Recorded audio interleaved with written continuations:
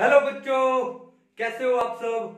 तो आज हम लोग पीरियोडिक क्लासिफिकेशन का नेक्स्ट टॉपिक जो कि है आयोनाइजेशन पोटेंशियल या फिर आयोनाइजेशन एनर्जी या फिर हम इसको आयोनाइजेशन एंथैल्पी भी बोलते हैं, वो डिस्कस करने वाले हैं।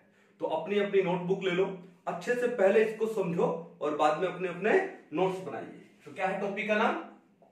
आयोनाइजेशन क्या पोटेंशियल या आयोनाइजेशन एनर्जी। आप इसको एनर्जी बोलो, आयोनाइजेशन पोटेंशियल बोलो या फिर आप इसको आयोनाइजेशन इंथैल्पी बोलो, ठीक है, एक ही बात है। चलो तो इस टॉपिक में सबसे पहले हम लोग पढ़ने वाले क्या है, हम लोग पढ़ेंगे कुछ एक बेसिक इंफॉर्मेशन लेंगे, बाद में हम लोग पढ़ेंगे क्या फैक्टर्स अफेक्टिंग आयोनाइजेशन इंथैल्पी, उसके बाद एप्लीकेशंस ऑफ आयोनाइजेशन इंथैल्पी, और बाद में हम लोग क्या पढ़ेंगे कुछ एक एक्सेप्शन, और अगर वो बीच में आ गए एक्सेप्शन तो भी पढ़ेंगे। और ध्यान रखना कि एग्जाम में most of the time question किसके ऊपर आता है? एक्सेप्शंस के ऊपर आता है। क्लियर है? चलो तो सबसे पहले हम लोग आ जाए किसके डेफिनेशन के ऊपर कि आयोनाइजेशन एनर्जी होती क्या है। ठीक है, तो आयोनाइजेशन एनर्जी का मतलब क्या है? The minimum energy which is required to remove the most loosely bonded valence electron in the ground state from an isolated gaseous atom। चलो लिख लेते हैं पहले, क्या है? the minimum energy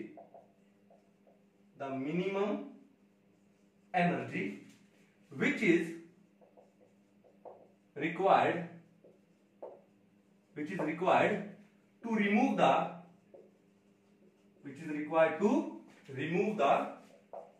most loosely bonded, ढीला ढाला सा bonded, most loosely bonded valence shell electron बोलो या valence electron बोलो, एक ही बात है। तो most loosely bonded valence electron in the ground state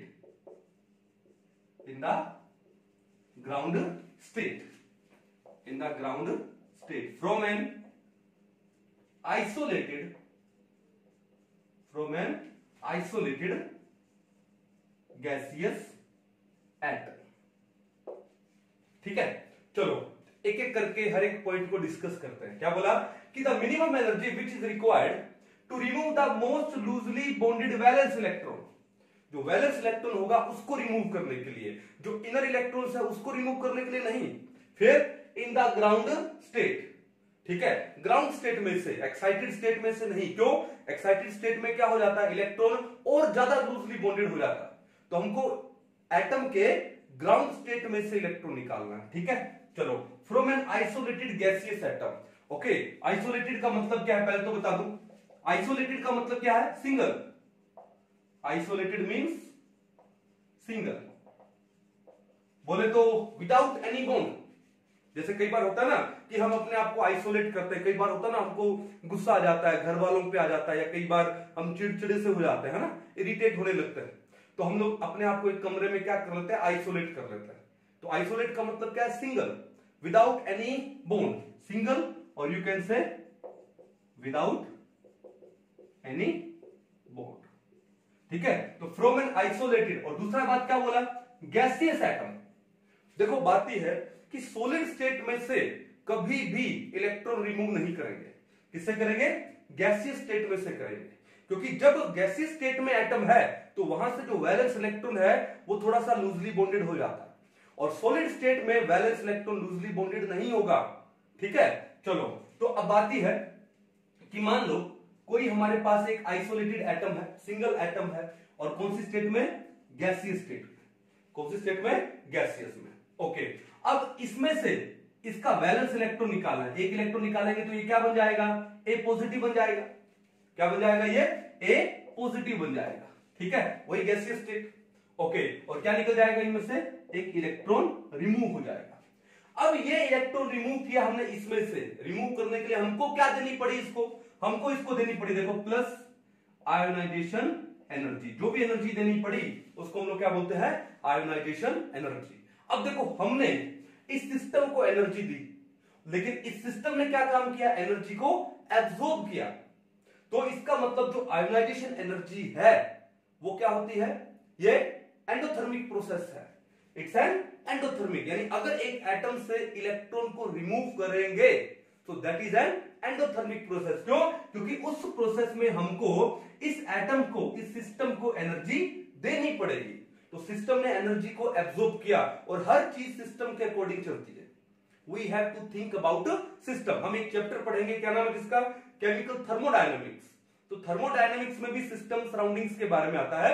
we have to think किसके बारे में, about the system only, according to the system only. ठीक है, तो सिस्टम ने एनर्जी एब्जॉर्ब की, तो प्रोसेस कौन सा हुआ, एंडोथर्मिक प्रोसेस हुआ। कौन सा प्रोसेस हुआ, एंडोथर्मिक। तो इंपॉर्टेंट पॉइंट है क्या, कि ये जो आयोनाइजेशन एनर्जी है, ठीक है, जैसा रिमूवल ऑफ इलेक्ट्रॉन है, removal of electron from an atom is an endothermic process. कौन सा प्रोसेस हुआ, एंडोथर्मिक प्रोसेस हुआ। एंडोथर्मिक का मतलब कि सिस्टम ने एनर्जी को एब्जॉर्ब किया। ठीक है, इसका मतलब जो डेल्टा एच है, चेंज इन इंथैल्पी, वो क्या होगा, ग्रेटर देन जीरो होगा, पॉजिटिव होगा।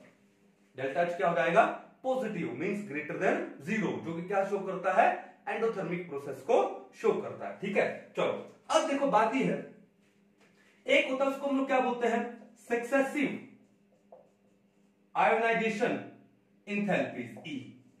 अब ये सक्सेसिव आयोनाइजेशन इंथैल्पीज का मतलब क्या है, मतलब ये है, मान लो ऊपर वाले एग्जांपल ले लेते हैं।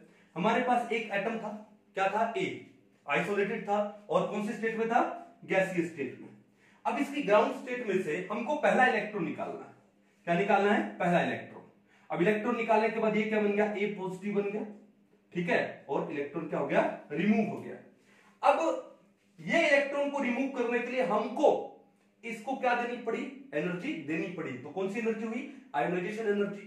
तो इसका मतलब यहां पर जो डेल्टा एच है वो क्या होगा, प्लस आयोनाइजेशन एनर्जी, कौन सी, 1। अभी हमने पहला इलेक्ट्रॉन रिमूव किया है।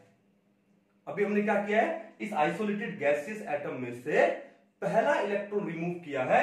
उसके लिए जो एनर्जी लगी, एंडोथर्मिक प्रोसेस है तो प्लस हो गया, तो उसको हम लोग क्या बोलेंगे, फर्स्ट आयोनाइजेशन एनर्जी, या फर्स्ट आयोनाइजेशन इंथैल्पी, या फर्स्ट आयोनाइजेशन पोटेंशियल। ठीक है, अब बात यह है कि अब ये जो ए पॉजिटिव बना है, इसमें से मेरे को एक इलेक्ट्रॉन और रिमूव करना है। ये लो, ए पॉजिटिव है, इसमें से एक इलेक्ट्रॉन और रिमूव करेंगे तो ये क्या बन जाएगा, A2 पॉजिटिव बन जाएगा। क्या बन जाएगा, A2 पॉजिटिव, और एक इलेक्ट्रॉन और रिमूव हो गया। ठीक है, अब ये इलेक्ट्रॉन रिमूव करने के लिए फैक्ट है कि पहले से ज्यादा एनर्जी लगेगी, क्योंकि भैया हमको ये पता है कि ये अब क्या बन गया, कैटायन बन गया।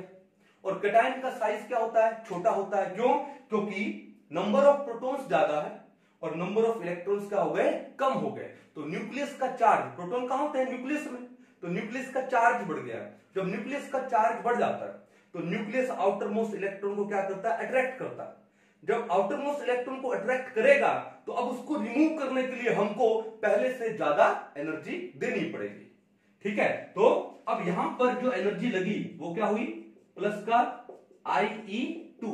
और ये फैक्ट है हमेशा कि जो सेकंड आयोनाइजेशन इंथैल्पी होगी वो फर्स्ट आयोनाइजेशन इंथैल्पी से हमेशा ज्यादा होगी, हमेशा क्या होगी, ज्यादा। अब देखो, ये हुई आपकी फर्स्ट आयोनाइजेशन इंथैल्पी, यानी पहला इलेक्ट्रॉन रिमूव करने के लिए जो एनर्जी लगी। ये है आपकी सेकंड आयोनाइजेशन इंथैल्पी, यानी दूसरा इलेक्ट्रॉन रिमूव करने के लिए एनर्जी लगी। तो इन आयोनाइजेशन इंथैल्पीज को हम लोग बोलते हैं क्या, सक्सेसिव आयोनाइजेशन इंथैल्पी।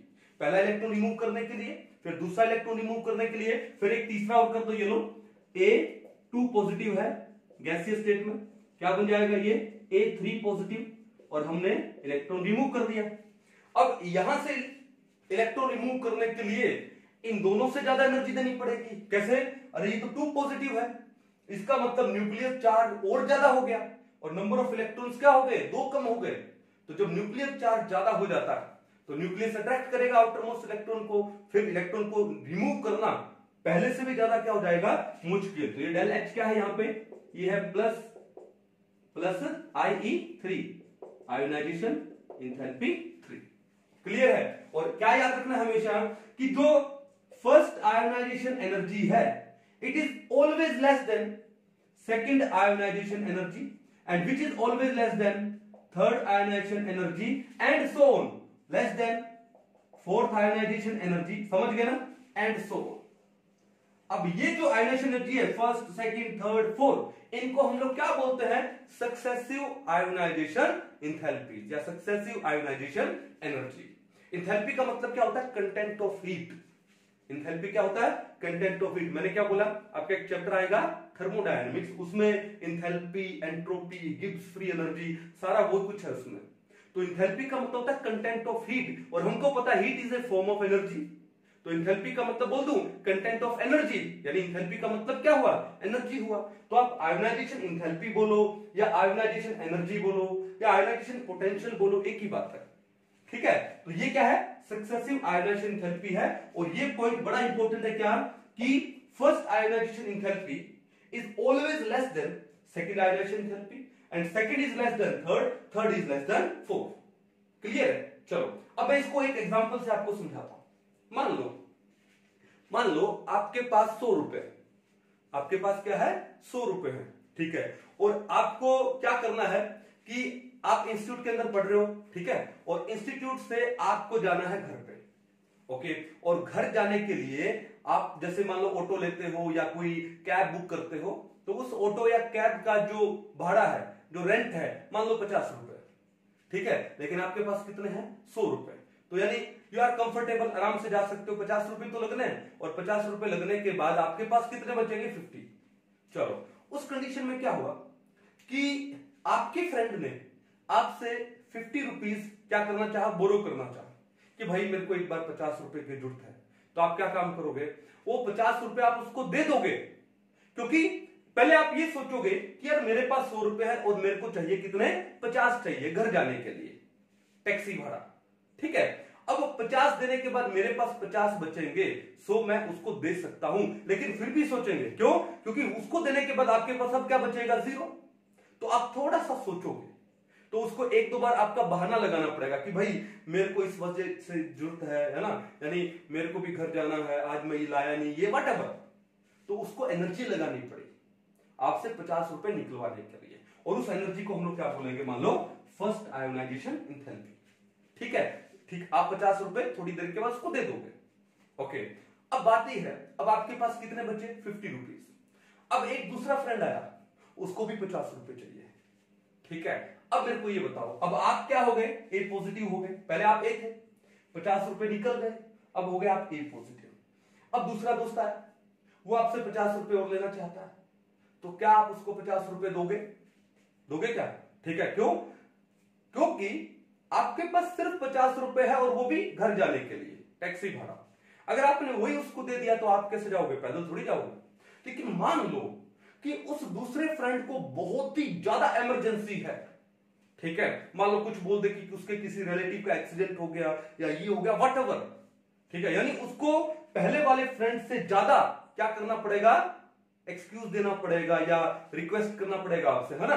तो ज्यादा रिक्वेस्ट करने का मतलब क्या हुआ, ज्यादा एनर्जी लगानी पड़ेगी, ठीक है। तो आपको लगा कि यार जेन्युइन इसका एक्सक्यूज है, ठीक है, जेन्युइन रिक्वेस्ट है, तो आपने मान लो उसको 50 रुपए दे दिए, ताकि आपने सोचा चलो मैं पैदल चला जाऊंगा, क्लियर। अब आप बन गए A2 पॉजिटिव, यानी पहले वाले दोस्त को एनर्जी कम लगानी पड़ी, यानी आयोनाइजेशन एंथैल्पी 1 कम है। दूसरे वाले दोस्त को पहले वाले से एनर्जी बहुत ज्यादा लगानी पड़ी, यानी आयोनाइजेशन एंथैल्पी 2 ज्यादा है। अब आपके पास है 0 रुपीज। अब आपका तीसरा दोस्त आया, ठीक है, उसको भी 50 रुपए चाहिए। अब क्वेश्चन ये उठता है कि अब आप दोगे कैसे, ठीक है ना, ओके। लेकिन उसको चाहिए 50 रुपए, कुछ भी हो जाए, हर हालत में चाहिए, चाहे वो आपके कपड़े बेच के क्यों ना ले, ठीक है। तो क्या होगा कि आपने बोला मेरे पास तो पैसे है नहीं, तो उसने आपके कपड़ों पे नजर डाली कि यार तेरे कपड़े बेच दे, मेरे को 50 रुपए चाहिए। अब भैया आप अपने कपड़े थोड़ी बेच दोगे। अब उसने कर ली जबरदस्ती, उसने आपके कपड़े फाड़ लिए।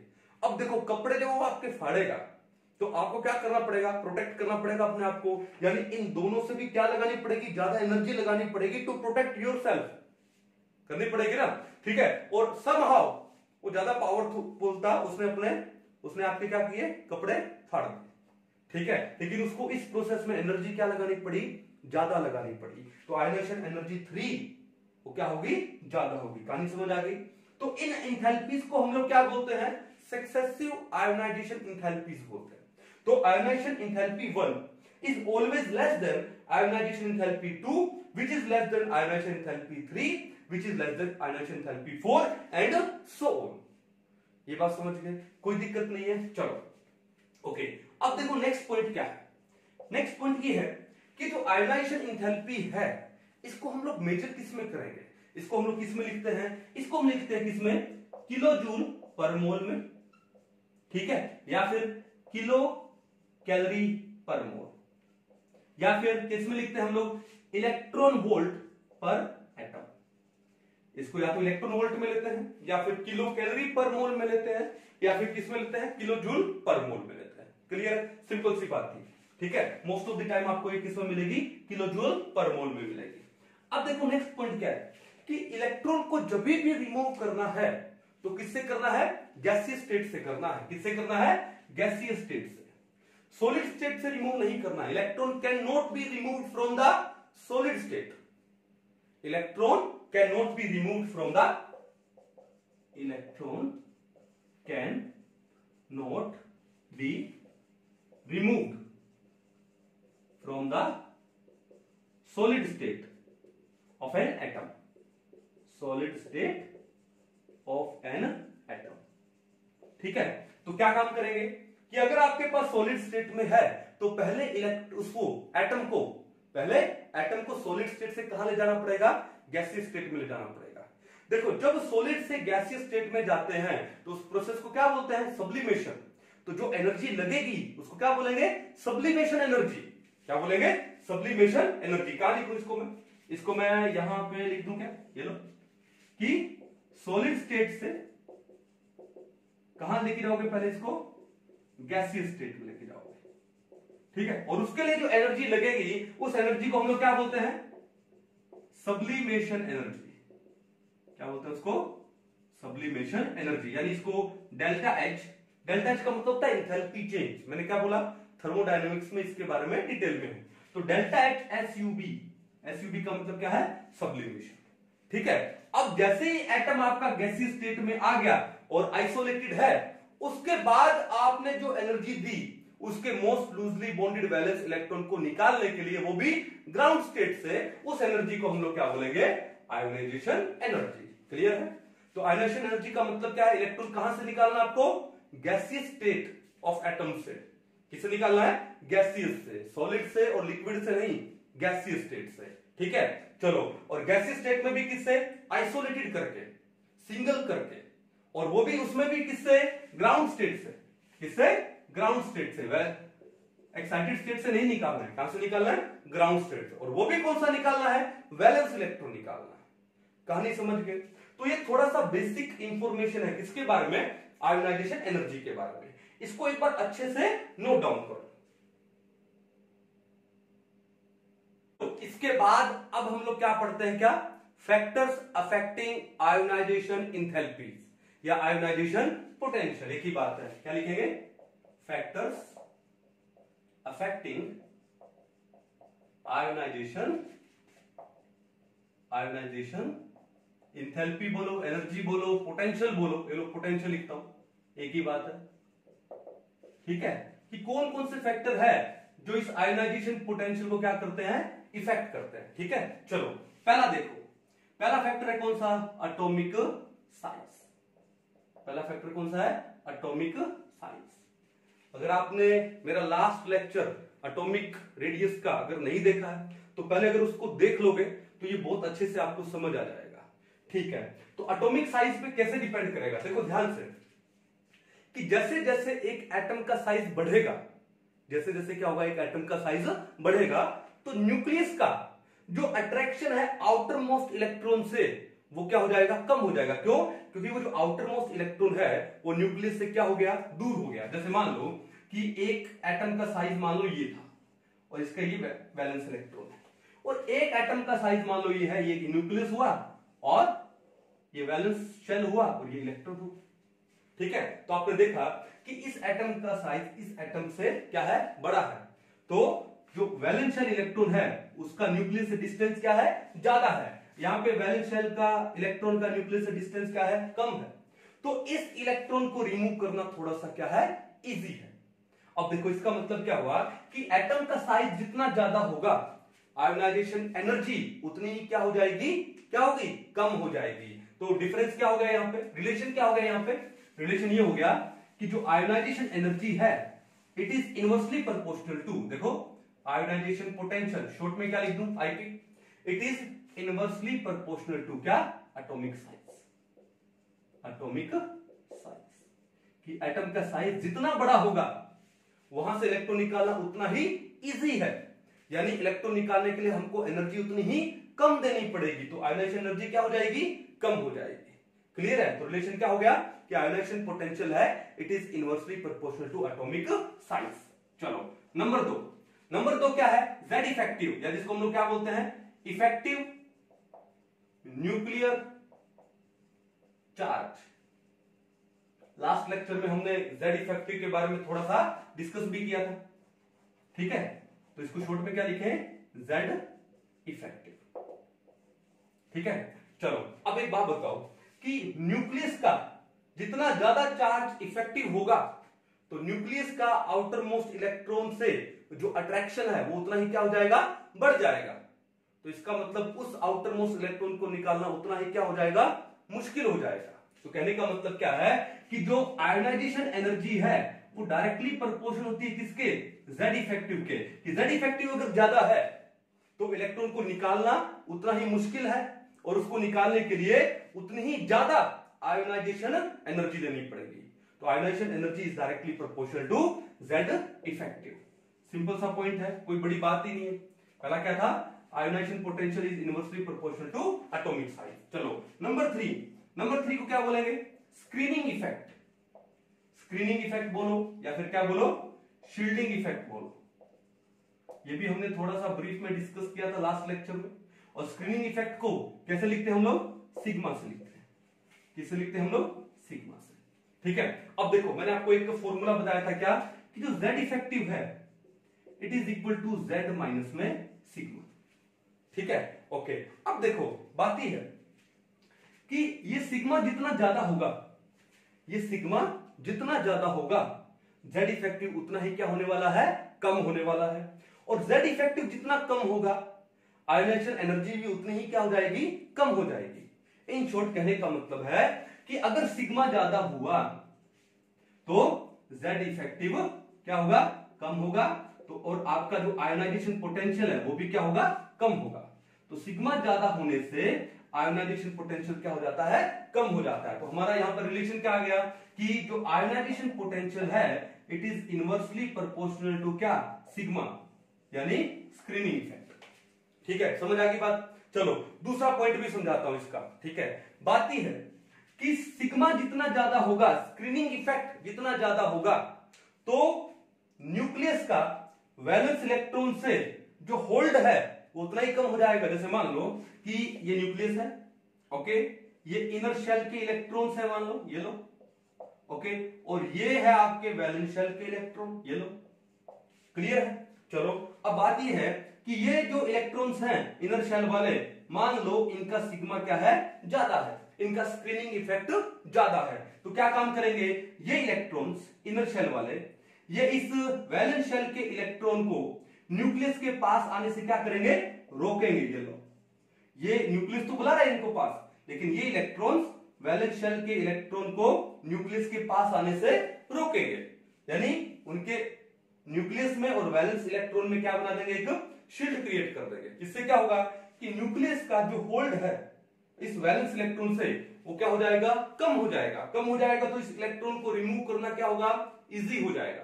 इसका मतलब इनर इलेक्ट्रॉन्स का जो स्क्रीनिंग इफेक्ट है वो जितना ज्यादा होगा, न्यूक्लियस का वैलेंस इलेक्ट्रॉन से अट्रैक्शन उतना ही कम हो जाएगा और इस वैलेंस इलेक्ट्रॉन को रिमूव करना उतना ही इजी हो जाएगा। Means higher the screening effect, ठीक है, and lower will be the ionisation potential. तो इसका मतलब क्या हुआ कि जो आयोनाइजेशन पोटेंशियल है इनवर्सली प्रोपोर्शनल हो गया किसके, सिग्मा के, स्क्रीनिंग इफेक्ट के।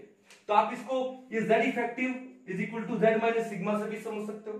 और आप इसको ऐसे भी समझ सकते हो, कोई दिक्कत नहीं है, इजी है, नोट डाउन कर लो इसको। चलो इसको मिटा दो। अब उसके बाद नेक्स्ट पॉइंट क्या है, देखो ध्यान से, नेक्स्ट पॉइंट है नंबर 4। नंबर 4 क्या है, पेनिट्रेशन पावर। पेनिट्रेशन पावर, ठीक है, ओके। ये 3 तो आपने पहले सुने हुए होंगे, अभी पेनिट्रेशन पावर नया आया है। ये पेनिट्रेशन पावर का मतलब क्या है, ठीक है, it is the attraction of subshell towards nucleus. Penetration power किसको बोलते हैं, देखो, attraction of subshells towards nucleus, ठीक है, उसको हम लोग क्या बोलते हैं, पेनिट्रेशन पावर। और ये जो ऑर्डर है अट्रैक्शन का, किसका, सबशेल का टुवर्ड्स न्यूक्लियस से, वो ऑर्डर क्या है, ऑर्डर क्या है वो, कि जो एस सबशेल है उनका जो पेनिट्रेशन पावर है वो ज्यादा होता है किससे, पी सबशेल से। पी का पेनिट्रेशन पावर ज्यादा होता है डी सबशेल से, और डी का पेनिट्रेशन पावर ज्यादा होता है किससे, एफ सबशेल से। किससे, एफ सबशेल से। ऐसा क्यों, क्योंकि जो एस वाले हैं, एस सबशेल है, that is very close to the nucleus, और जो न्यूक्लियस के ज्यादा क्लोज होगा उसका अट्रैक्शन ज्यादा होगा, फैक्ट है, ओके।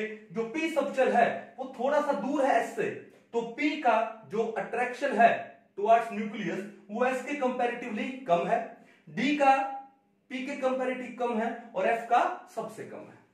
तो पेनिट्रेशन पावर किसको बोलते हैं, it is the attraction of subshells toward nucleus. और वो जो अट्रैक्शन ऑफ सबशेल है टुवर्ड्स न्यूक्लियस, उसका ऑर्डर क्या है, s is greater than p, p greater than d, greater than f. Why, because s subshell is close to the nucleus. तो s subshell में जो इलेक्ट्रॉन होंगे वो न्यूक्लियस से बहुत अच्छी तरह अट्रैक्टेड होंगे, बॉन्डेड होंगे, तो उनको रिमूव करना क्या हो जाएगा, डिफिकल्ट हो जाएगा। तो एफ वालों को रिमूव करना थोड़ा सा क्या हो जाएगा, इजी हो जाएगा। ये बात समझ आ गई, कोई दिक्कत नहीं है। चलो अब हम लोग यहां पर लेते हैं एग्जांपल, क्योंकि बिना एग्जांपल के मजा नहीं आएगा, ठीक है। अब देखो, मान लो आपके पास है बेरिलियम और आपके पास क्या है, मान लो बोरोन, ठीक है। Hydrogen, helium, lithium, beryllium, atomic number कितना है बेरिलियम का, 4, और बोरोन का कितना है, 5। तो इस बेरिलियम का जो वैलेंस शेल इलेक्ट्रॉनिक कॉन्फ़िगरेशन है वो कितना है, वो 2s2। मैं सिर्फ वैलेंस शेल इलेक्ट्रॉनिक कॉन्फ़िगरेशन लिख रहा हूं, ठीक है। और इस बोरोन का कितना है, 2s2 2p1। अब देखो ध्यान से कि बेरिलियम में लास्ट इलेक्ट्रॉन किस में एंटर किया, एस सबशेल में, और बोरोन में लास्ट इलेक्ट्रॉन एंटर किस में किया, पी सबशेल में। एज यू कैन सी कि जो एस इलेक्ट्रॉन्स होते हैं उनका पेनिट्रेशन पावर क्या होता है, ज्यादा होता है, they are more close to the nucleus, तो न्यूक्लियस से उनका अट्रैक्शन क्या होगा, ज्यादा होगा। तो उन एस इलेक्ट्रॉन्स को निकालना मुश्किल हो जाएगा। अब देखो बेरिलियम में लास्ट इलेक्ट्रॉन गया किसमें, एस में, जो कि न्यूक्लियस के क्लोज है, और उसको रिमूव करना मुश्किल है। बोरोन में लास्ट में गया पी में, जो कि एस के बाद आता है, तो इसको निकालना थोड़ा सा आसान है। इसका मतलब क्या है कि जो फर्स्ट IE1 समझ गए, फर्स्ट आयोनाइजेशन एंथैल्पी, यानी पहला इलेक्ट्रॉन रिमूव कर रहे हो, तो बेरिलियम का जो फर्स्ट आयोनाइजेशन एंथैल्पी है वो बोरोन से क्या है, ज्यादा है। बेरिलियम का जो फर्स्ट आयोनाइजेशन एंथैल्पी है IE1 वो बोरोन से क्या है, ज्यादा है। रीजन क्या दे दोगे, पेनिट्रेशन पावर। क्लियर है। अब देखो आपने क्या काम किया, एक एक इलेक्ट्रॉन निकाल दिया, एक एक इलेक्ट्रॉन क्या कर दिया, निकाल दिया, ठीक है। अब ये क्या बन गया आपके पास, ये बन गया Be पॉजिटिव, और ये बन गया क्या, B पॉजिटिव, ठीक है। चलो इसको मैं यहां नहीं, मैं आगे समझाता हूं। चलो ये क्या बन गया आपके पास, Be पॉजिटिव, और वो क्या बन गया, B पॉजिटिव। आपने एक एक इलेक्ट्रॉन तो रिमूव कर दिया। अब यहां से एक इलेक्ट्रॉन रिमूव करोगे तो ये क्या बन गया, ये बन गया आपके पास 2s1, और ये क्या बन गया आपका 2s2। ये क्या बन गया 2s2। ये बात समझ आ गई, कोई दिक्कत नहीं। अब देखो बात ये है, अब दोनों में इलेक्ट्रॉन कहां पर है, एस में। दोनों में इलेक्ट्रॉन किस में है, एस में। तब पेनिट्रेशन पावर वाला तो मामला ही खत्म हो गया कि दोनों में लास्ट इलेक्ट्रॉन अब किस में है, एस में है, ठीक है। अब बात ये है कि ये क्या हुआ, ये हाफ फिल्ड हुआ, और ये क्या हुआ, ये फुल फिल्ड हुआ। तो इलेक्ट्रॉन निकालना किसमें से मुश्किल है, फुल फिल्ड में से। तो इसका मतलब क्या हुआ कि अब जो बी पॉजिटिव है उसमें से इलेक्ट्रॉन निकालना as compare to B positive क्या है, मुश्किल है। इसका मतलब जो सेकंड आयोनाइजेशन एंथैल्पी है, कौन सी आयोनाइजेशन एंथैल्पी है? Second, IE2। वो किसकी ज्यादा होती है? वो बोरोन की ज्यादा होती है देन बेरिलियम से। क्यों? क्योंकि यहां पर ये क्या है 2s2 और ये है 2s1, दोनों ही इलेक्ट्रॉन s में है, तो ये पेनिट्रेशन पावर वाला मामला तो खत्म हो गया। अब देखो ये है फुल फिल्ड और ये है कौन सा? Half filled. तो फुल फील्ड में से इलेक्ट्रॉन निकालना थोड़ा सा मुश्किल है और हाफ फील्ड में उसके कंपैरेटिवली थोड़ा सा इजी है। तो जो सेकंड आयोनाइजेशन एंथैल्पी है वो बोरोन की क्या हो जाएगी? ज्यादा हो जाएगी एज कंपेयर टू बेरिलियम। कहानी समझे पेनिट्रेशन पावर का? कोई दिक्कत नहीं है, एक बार इसको नोट करो। अब जो नेक्स्ट पॉइंट है कौन सा है? Stability of half filled as well as completely filled orbitals. Point number कौन सा है? 5। Stability of half filled and fully filled या फिर कंप्लीटली फील्ड ऑर्बिटल्स। ठीक है, तो ध्यान रखना कि हमको ये पता है कि जो हाफ फील्ड कॉन्फ़िगरेशन होती है या जो कंप्लीटली फील्ड कॉन्फ़िगरेशन होती है वो ज्यादा स्टेबल होती है और वहां से इलेक्ट्रॉन को रिमूव करना क्या हो जाएगा? टफ हो जाएगा। ठीक है, एग्जांपल लेते हैं। देखो एग्जांपल क्या लें? मान लो हमने लिया सेकंड पीरियड पीरियोडिक टेबल का और सेकंड पीरियड में हमने क्या ले लिया? Nitrogen and oxygen. क्या ले लिया? नाइट्रोजन और ऑक्सीजन। अब देखो जो नाइट्रोजन का वैलेंस शेल इलेक्ट्रॉनिक कॉन्फ़िगरेशन है वो कितना है? 2s2 2p3, 2s2 and 2p3। और जो ऑक्सीजन का वैलेंस शेल इलेक्ट्रॉनिक कॉन्फ़िगरेशन है वो कितना है? 2s2 2p4। क्लियर है? अब देखो 2p3 है, ये तो हो गया 2s2 और ये क्या हो गया? 2p3। 1 2 3 इलेक्ट्रॉन एक एक करके गया according to which rule? Hund's rule. चलो ऑक्सीजन में क्या हुआ? 2s2 and 2p4। 1 2 3 4। अब आपने ये देखा कि जो नाइट्रोजन है वहां पर ये क्या है? ये क्या है? हाफ फील्ड सबशेल है। ये क्या है? Half field subshell. अब जो हाफ फील्ड होंगे उनकी स्टेबिलिटी क्या होगी? ज्यादा होगी। लेकिन यहां पर ऑक्सीजन पे ना तो हाफ फील्ड है ना फुल फील्ड है, तो इसकी स्टेबिलिटी थोड़ी सी कम हो जाएगी। यानी यहां से इलेक्ट्रॉन निकालना एज कंपेयर टू ऑक्सीजन थोड़ा सा क्या है? मुश्किल है। तो इसका मतलब क्या हुआ कि जो नाइट्रोजन का फर्स्ट आयोनाइजेशन एंथैल्पी है, क्या लिख रहा हूं मैं? फर्स्ट आयोनाइजेशन एंथैल्पी नाइट्रोजन की वो ज्यादा होती किससे? ऑक्सीजन से ज्यादा होती है। रीजन क्या बताओगे आप?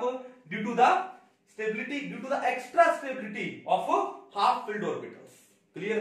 अब देखो क्या हुआ कि आपने एक एक इलेक्ट्रॉन दोनों से निकाल लिया। अब ये बन गया क्या आपके पास?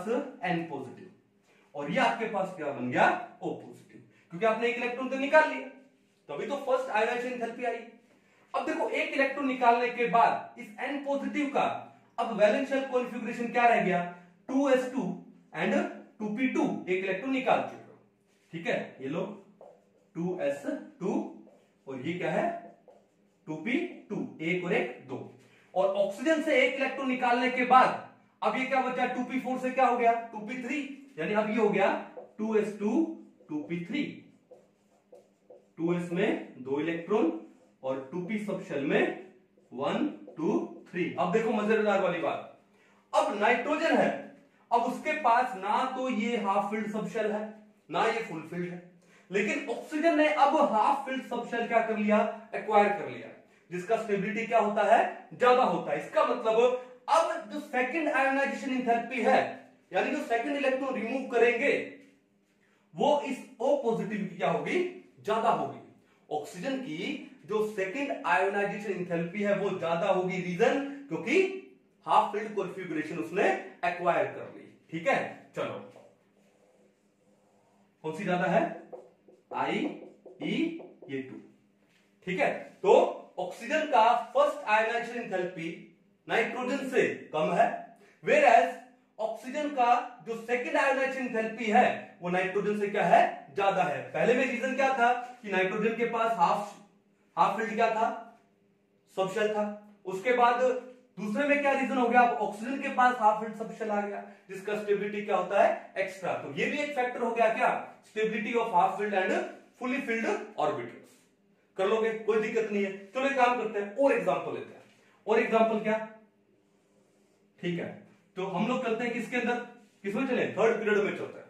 चलो सोडियम, फिर मैग्नीशियम, और फिर क्या चले, एल्यूमिनियम। सोडियम, मैग्नीशियम और एल्यूमिनियम, ठीक है। पहले तो बताओ इतने में हो पाएगा, होगा। अब देखो सोडियम का वैलेंस शेल कॉन्फ़िगरेशन क्या है, तो वैसे इलेक्ट्रॉनिक कॉन्फ़िगरेशन पूरा लिख देता हूं, क्या, 281। तो वैलेंस शेल में क्या है, 3s1, ठीक है। मैग्नीशियम का क्या होगा कॉन्फ़िगरेशन, 282, और एल्यूमिनियम का कॉन्फ़िगरेशन क्या है, 283, क्या है, 283। क्लियर। अब देखो बात यह है कि किसका जो फर्स्ट आयोनाइजेशन इंथैल्पी है वो ज्यादा होने वाला है। तो यहां पर देखो सोडियम में ये इलेक्ट्रॉन कौन सा है, 3s1, मैग्नीशियम में कौन सा है, ये 3s2, और एल्यूमिनियम में ये क्या है वैलेंस शेल में, 3s2 3p1, यही तो हुआ। चलो अब बात ये है कि ना तो यहां पे फुल फील्ड या हाफ फील्ड वाला कोई कॉन्सेप्ट है, ना यहां पे, चलो लेकिन ये देखो ये क्या है, 3s2, ये फुल फील्ड है, ये क्या है, फुल फील्ड है। अब ये फुल फील्ड है और वो भी कौन सा, एस इलेक्ट्रॉन्स। अब एस इलेक्ट्रॉन्स तो न्यूक्लियस के क्लोज होते हैं, तो इसका मतलब among sodium, magnesium and aluminium जो फर्स्ट आयोनाइजेशन एंथैल्पी है वो किसकी ज्यादा होने वाली है, मैग्नीशियम की ज्यादा होने वाली है। किसकी ज्यादा होने वाली है, मैग्नीशियम की, मैग्नीशियम की ज्यादा है। अब मैग्नीशियम के बाद सोडियम और एल्यूमिनियम में से किसकी ज्यादा होगी, सोच के बताओ। अब आपके माइंड में आया होगा कि सर कि मैग्नीशियम के बाद सोडियम और एल्यूमिनियम में ज्यादा होगी सोडियम की, क्योंकि उसके अंदर किसमें है इलेक्ट्रॉन, 3s में इलेक्ट्रॉन है, और s वाले है वो न्यूक्लियस के क्लोज होते हैं, और एल्यूमिनियम में किसमें है, p में। लेकिन इसका आंसर क्या है कि उसके बाद एल्यूमिनियम और सबसे कम किसकी है, सोडियम की। कि सर ये कैसे हुआ, ये ऐसे हुआ भाई कि अगर सोडियम में से ये एक इलेक्ट्रॉन चला जाता है, अगर सोडियम का ये जो वैलेंस इलेक्ट्रॉन है 3s में जो है वो चला जाता है, तो उसके बाद उसके पास कौन सी कॉन्फ़िगरेशन बचती है, 288 वाली, यानी नोबल गैस कॉन्फ़िगरेशन, ठीक है, और जो कि सबसे ज्यादा स्टेबल होती है। तो सोडियम चाहता है कि यार एक इलेक्ट्रॉन चला जाए, so that I can acquire the stable noble gas configuration. तो इसलिए वहां से इलेक्ट्रॉन को रिमूव करना इजी हुआ। वेयर एज एल्यूमिनियम से जब आप एक इलेक्ट्रॉन ये निकालोगे, किसका, 3p का, ठीक है, तो उसके पास क्या रहेगा, 3s2 रहेगा, जो कि नोबल गैस कॉन्फ़िगरेशन नहीं है। तो ये सोडियम में वैलेंस का एक इलेक्ट्रॉन निकलने से वो नोबल गैस कॉन्फ़िगरेशन एक्वायर करेगा विच इज हाईली स्टेबल। तो इसलिए सोडियम चाहता है एक इलेक्ट्रॉन चला जाए, लेकिन एल्यूमिनियम में ऐसा कोई काम होने वाला नहीं है। तो एल्यूमिनियम से इलेक्ट्रॉन निकालना क्या है, एज कंपेयर टू सोडियम मुश्किल है। तो जो फर्स्ट आयोनाइजेशन एंथैल्पी है वो एल्यूमिनियम की ज्यादा होगी, किससे, सोडियम से। तो ये मैंने कौन सा ऑर्डर लिखा है, ये मैंने ऑर्डर लिखा है किसका, IE1 का। क्लियर है। अब आपने एक एक इलेक्ट्रॉन निकाल दिया, आपने एक एक इलेक्ट्रॉन निकाल दिया। अब आपके पास क्या बचा, अब आपके पास बच गया क्या, Na पॉजिटिव, ठीक है, यहां पे ये बचा Al पॉजिटिव, यहां पे ये बचा Mg पॉजिटिव, ठीक है। अब आते हैं किसके ऊपर, दूसरा इलेक्ट्रॉन निकालने के ऊपर, यानी सेकंड आयोनाइजेशन एंथैल्पी के ऊपर। अब बताओ इन तीनों में से किसकी सेकंड आयोनाइजेशन एंथैल्पी ज्यादा होगी। एक काम करते हैं, Na पॉजिटिव को क्या लिखूं मैं, 28। अब इसका कॉन्फ़िगरेशन तो यही हुआ नोबल गैस वाला। Al पॉजिटिव का कॉन्फ़िगरेशन क्या हुआ बताओ, 282, ओके, और Mg पॉजिटिव का कितना हुआ, 281 हुआ। क्लियर है। अब देखो इन तीनों में से सबसे ज्यादा इलेक्ट्रॉन निकालना मुश्किल है किसमें, इस Na पॉजिटिव में। क्यों, ये कौन सी कॉन्फ़िगरेशन है, नोबल गैस कॉन्फ़िगरेशन। कौन सी कॉन्फ़िगरेशन है, नोबल गैस, फुल फील्ड है ये क्या है, फुल फील्ड। तो भैया Na पॉजिटिव का जो सेकंड आयोनाइजेशन एंथैल्पी है इन दोनों से क्या होने वाला है, ज्यादा होने वाला है। ये लो मैं क्या लिख दूं, इसका ज्यादा, ये लो ग्रेटर देन। उसके बाद किसका होगा बताओ, उसके बाद देखो ध्यान से कि यहां से इलेक्ट्रॉन निकालूं तो ये वैलेंस का इलेक्ट्रॉन क्या है, 3s2 में, और Mg पॉजिटिव का कितना है, 3s1 में। अब देखो ध्यान से कि Al पॉजिटिव और Mg पॉजिटिव में से अगर मैं Mg पॉजिटिव से ये इलेक्ट्रॉन निकालता हूं 3s में जो है, तो ये इलेक्ट्रॉन निकलने के बाद, ये निकलने के बाद, ये निकलने के बाद ये कौन सी कॉन्फ़िगरेशन लेके आता है, नोबल गैस कॉन्फ़िगरेशन 28 वाली, जो कि सबसे ज्यादा स्टेबल है। वो सोडियम वाली कहानी होगी यहां पे। इसका मतलब इस Mg पॉजिटिव से इलेक्ट्रॉन निकालना इन दोनों में से क्या है, इजी है। लेकिन यहां से इलेक्ट्रॉन निकालूंगा किसमें से, 3s2 में से, वो तो फुलफिल्ड है। ओके, और इलेक्ट्रॉन निकलने के बाद 3s1 होने वाला है। ठीक है, ऐसा तो नहीं है कि नोबल गैस कॉन्फ़िगरेशन आएगी। तो इसका मतलब among Al positive and Mg positive electron निकालना किसमें से मुश्किल है, Al पॉजिटिव में से है, क्योंकि Mg पॉजिटिव से तो इलेक्ट्रॉन निकलेगा तो नोबल गैस कॉन्फ़िगरेशन एक्वायर कर लेगा जो कि स्टेबल होगी। तो वो चाहता है कि Mg पॉजिटिव, वो चाहता है एक इलेक्ट्रॉन निकल जाए। तो इन दोनों में से किसका ज्यादा हो गया, Al पॉजिटिव का ज्यादा हो गया। और क्या ज्यादा हुआ, आयोनाइजेशन एंथैल्पी 2। कहानी समझ आ गई।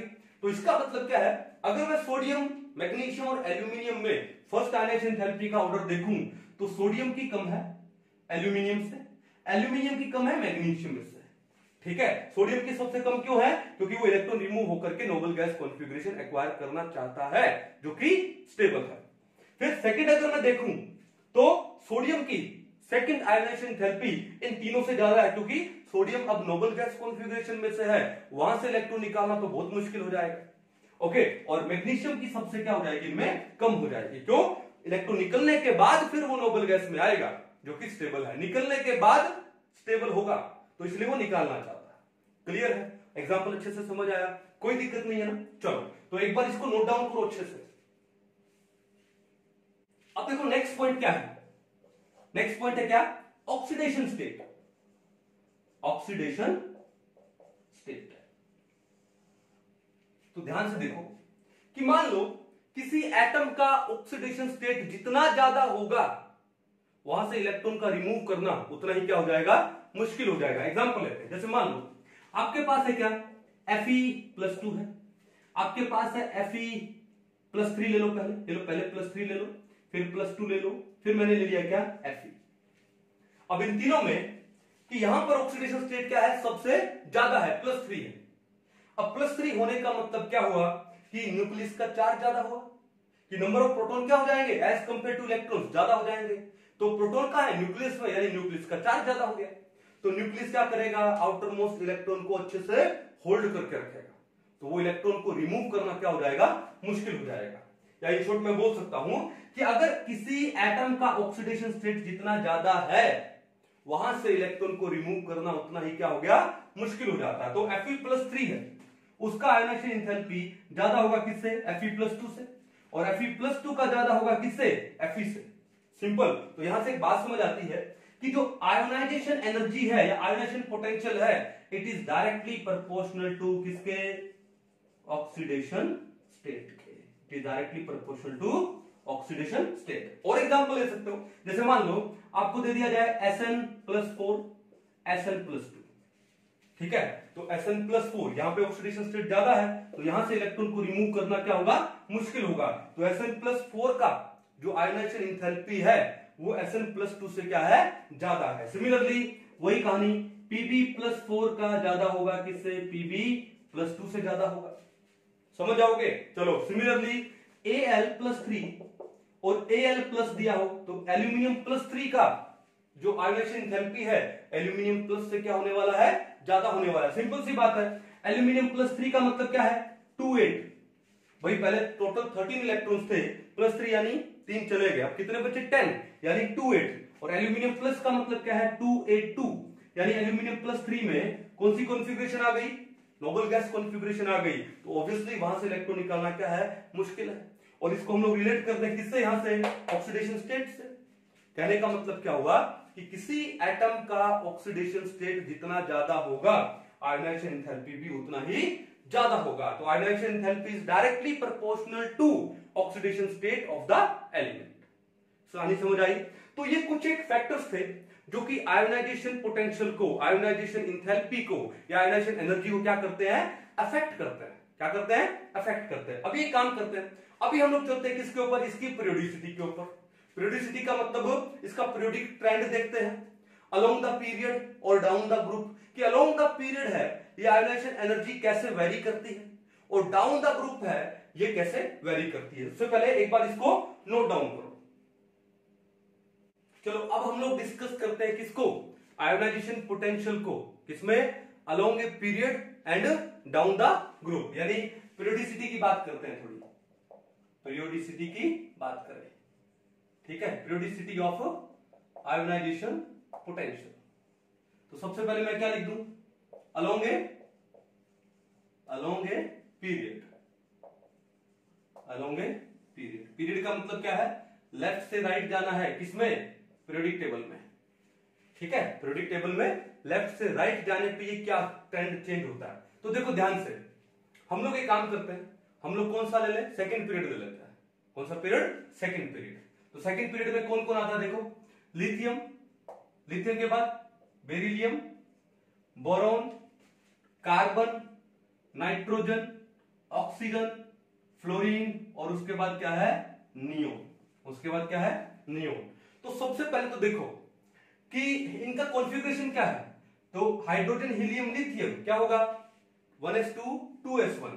तो मैं इसका वैलेंशियल कॉन्फ़िगरेशन लिख रहा हूं, क्या, 2s1। तो ये क्या है, 2s2, ये क्या है, 2s2। तो फिर ये क्या हो गया, 2s2 2p1, 2s2 2p2, 2s2 2p3 nitrogen का, ऑक्सीजन का हो गया 2s2 2p4, फ्लोरीन हो गया 2s2 2p5, और नियोन क्या है, 2s2 2p6। ठीक है, तो एक चीज आप क्लियरली देख रहे हो यहां पे कि इन सभी एलिमेंट्स में, means along the period, second period के एलिमेंट्स में जो नियोन है यानी नोबल गैस है, उसका वैलेंस शेल कंप्लीटली फिल्ड है। तो इसका मतलब क्या है कि वहां से इलेक्ट्रॉन निकालना बहुत मुश्किल है। तो एक बात माइंड में फिट कर लो कि अलोंग ए पीरियड सबसे ज्यादा जो आयोनाइजेशन एनर्जी होता है वो किसका होता है, नोबल गैसेस का होता है। तो पहला पॉइंट क्या लिख दूं मैं यहां पे, पहला पॉइंट ये है कि noble gases they have highest ionization potential along a period या in their period। ठीक है, अपने पीरियड में नोबल गैसेस का जो आयोनाइजेशन पोटेंशियल होगा वो सबसे ज्यादा होगा due to their stable fulfilled configuration. Clear है। चलो अब बात यह है कि एक बात और भी हमने पढ़ा था फैक्टर्स अफेक्टिंग में, कि जैसे जैसे हम लोग पीरियोडिक टेबल में लेफ्ट से राइट जाते हैं तो साइज क्या होता है, साइज क्या होता है, लेफ्ट से राइट जाने पे डिक्रीज होता है, साइज क्या होता है, डिक्रीज। ठीक है, और जो आयोनाइजेशन पोटेंशियल है it is inversely proportional to atomic size, पढ़ा था हम लोगों ने।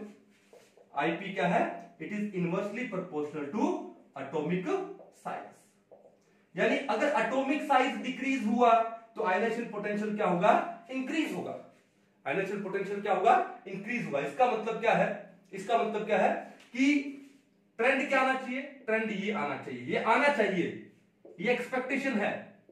ये क्या है, एक्सपेक्टेशन, जिसमें ये नियोन वाला तो एकदम करेक्ट है, 100% करेक्ट है। अब इन बाकियों में क्या होगा वो हम लोग देखेंगे।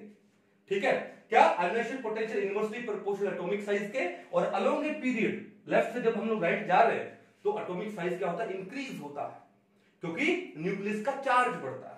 ठीक है, तो क्या होना चाहिए, अगर ये एटॉमिक साइज लेफ्ट से राइट जाने पे एटॉमिक साइज डिक्रीज होता है, सॉरी, क्योंकि न्यूक्लियस का क्या बढ़ रहा है, चार्ज बढ़ रहा है। तो न्यूक्लियस आउटर मोस्ट इलेक्ट्रॉन को अट्रैक्ट करके रखता है, तो उन इलेक्ट्रॉन को रिमूव करना क्या हो जाएगा, मुश्किल हो जाएगा। तो क्या होगा, अगर एटॉमिक साइज लेफ्ट से राइट पे डिक्रीज हुआ तो आयोनाइजेशन पोटेंशियल इंक्रीज हुआ। तो ये ट्रेंड होना चाहिए। बट यहां पे एक छोटी सी प्रॉब्लम है। प्रॉब्लम क्या है, अभी थोड़ी देर पहले हमने क्या पढ़ा, बेरिलियम और बोरोन के बारे में पढ़ा। ठीक है, कि जो बोरोन है उसका आयोनाइजेशन इंथैल्पी बेरिलियम से ज्यादा होना चाहिए, कम होना चाहिए, क्या होना चाहिए, कम होना चाहिए। क्यों, क्योंकि बेरिलियम में देखो, बेरिलियम में इलेक्ट्रॉन किस में है, 2s में है। इसको देखो किस में है, 2s में। और बोरोन में वैलेंस इलेक्ट्रॉन किस में है, 2p में। तो कौन सा फैक्टर यहां पे काम करेगा, पेनिट्रेशन पावर का, कि जो s वाले इलेक्ट्रॉन्स है, s electrons, they are more close to the nucleus than p electrons, so it is very difficult to remove the s electrons than p। तो भैया ये ट्रेंड यहां पर चेंज हो गया। ठीक है, तो ये ट्रेंड यहां पर ये नहीं होकर के ये हो गया कि बेरिलियम का जो फर्स्ट आयोनाइजेशन एंथैल्पी है वो बोरोन से क्या होगा, ज्यादा होगा। ये हम लोग डिस्कस कर चुके। उसके बाद बोरोन का लेस देन है कार्बन से। अब कार्बन के बाद आगे नाइट्रोजन, ऑक्सीजन पे, यहां पर भी हमने पढ़ा था, क्या पढ़ा था हमें, कि नाइट्रोजन में क्या है, 2p3, कौन सी कॉन्फ़िगरेशन है, हाफ फिल्ड। कौन सी कॉन्फ़िगरेशन है, हाफ फिल्ड कॉन्फ़िगरेशन, ठीक है। और यहां पर क्या है 2p4 which is neither half filled nor full field. तो ये जो हाफ फिल्ड कॉन्फ़िगरेशन है उसका स्टेबिलिटी क्या होता है, एक्स्ट्रा होता है। इसका मतलब ये ट्रेंड भी यहां पर क्या है, चेंज है थोड़ा सा। तो नाइट्रोजन का जो फर्स्ट आयनाइजेशन थेरेपी है वो ऑक्सीजन से ज्यादा है, रीजन क्या है, हाफ फिल्ड कॉन्फ़िगरेशन। और बेरिलियम का फर्स्ट ज्यादा है बोरोन से, रीजन क्या है, पेनिट्रेशन पावर, पेनिट्रेशन पावर। कहानी समझ आ गई। तो इसका मतलब क्या है कि जो सेकंड पीरियड है, जो सेकंड पीरियड है, ठीक है, तो उसके अंदर थोड़ा सा चेंजेस है कि भैया लिथियम का जो आयनाइजेशन एंथैल्पी है वो लेस देन है बेरिलियम से। बेरिलियम का लेस देन होना चाहिए था बोरोन से, लेकिन बेरिलियम का ग्रेटर देन है बोरोन से, रीजन पेनिट्रेशन पावर। फिर कार्बन, फिर नाइट्रोजन का लेस होना चाहिए था ऑक्सीजन से, लेकिन नाइट्रोजन का ज्यादा ऑक्सीजन से, रीजन क्या है, half filled configuration and so on.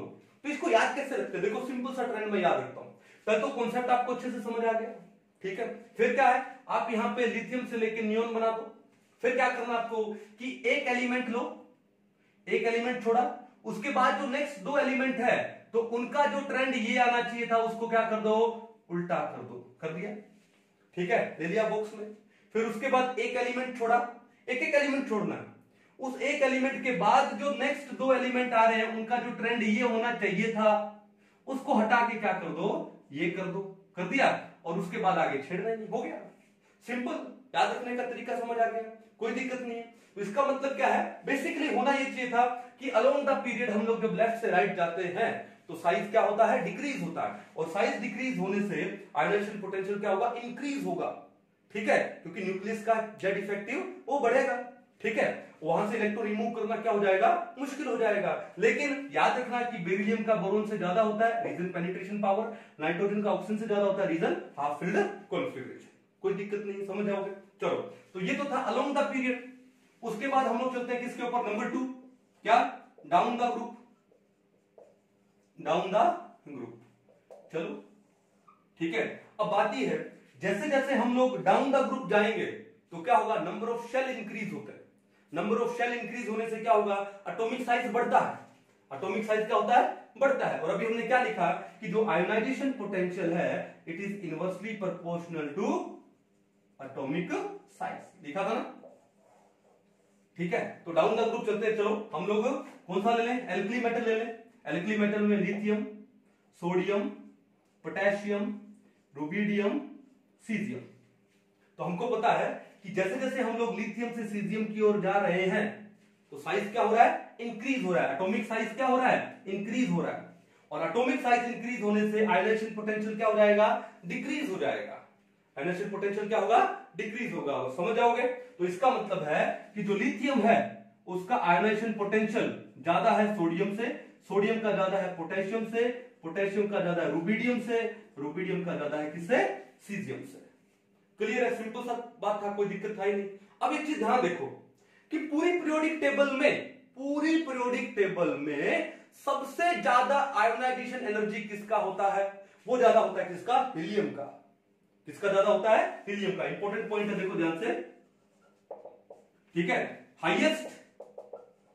Highest IP in periodic table, वही पीरियोडिक टेबल में सबसे ज्यादा आयनाइजेशन एंथैल्पी किसका होगा, नोबल गैसेस का होगा, क्योंकि उनकी जो वैलेंस शेल है वो क्या है, कंप्लीटली फिल्ड है।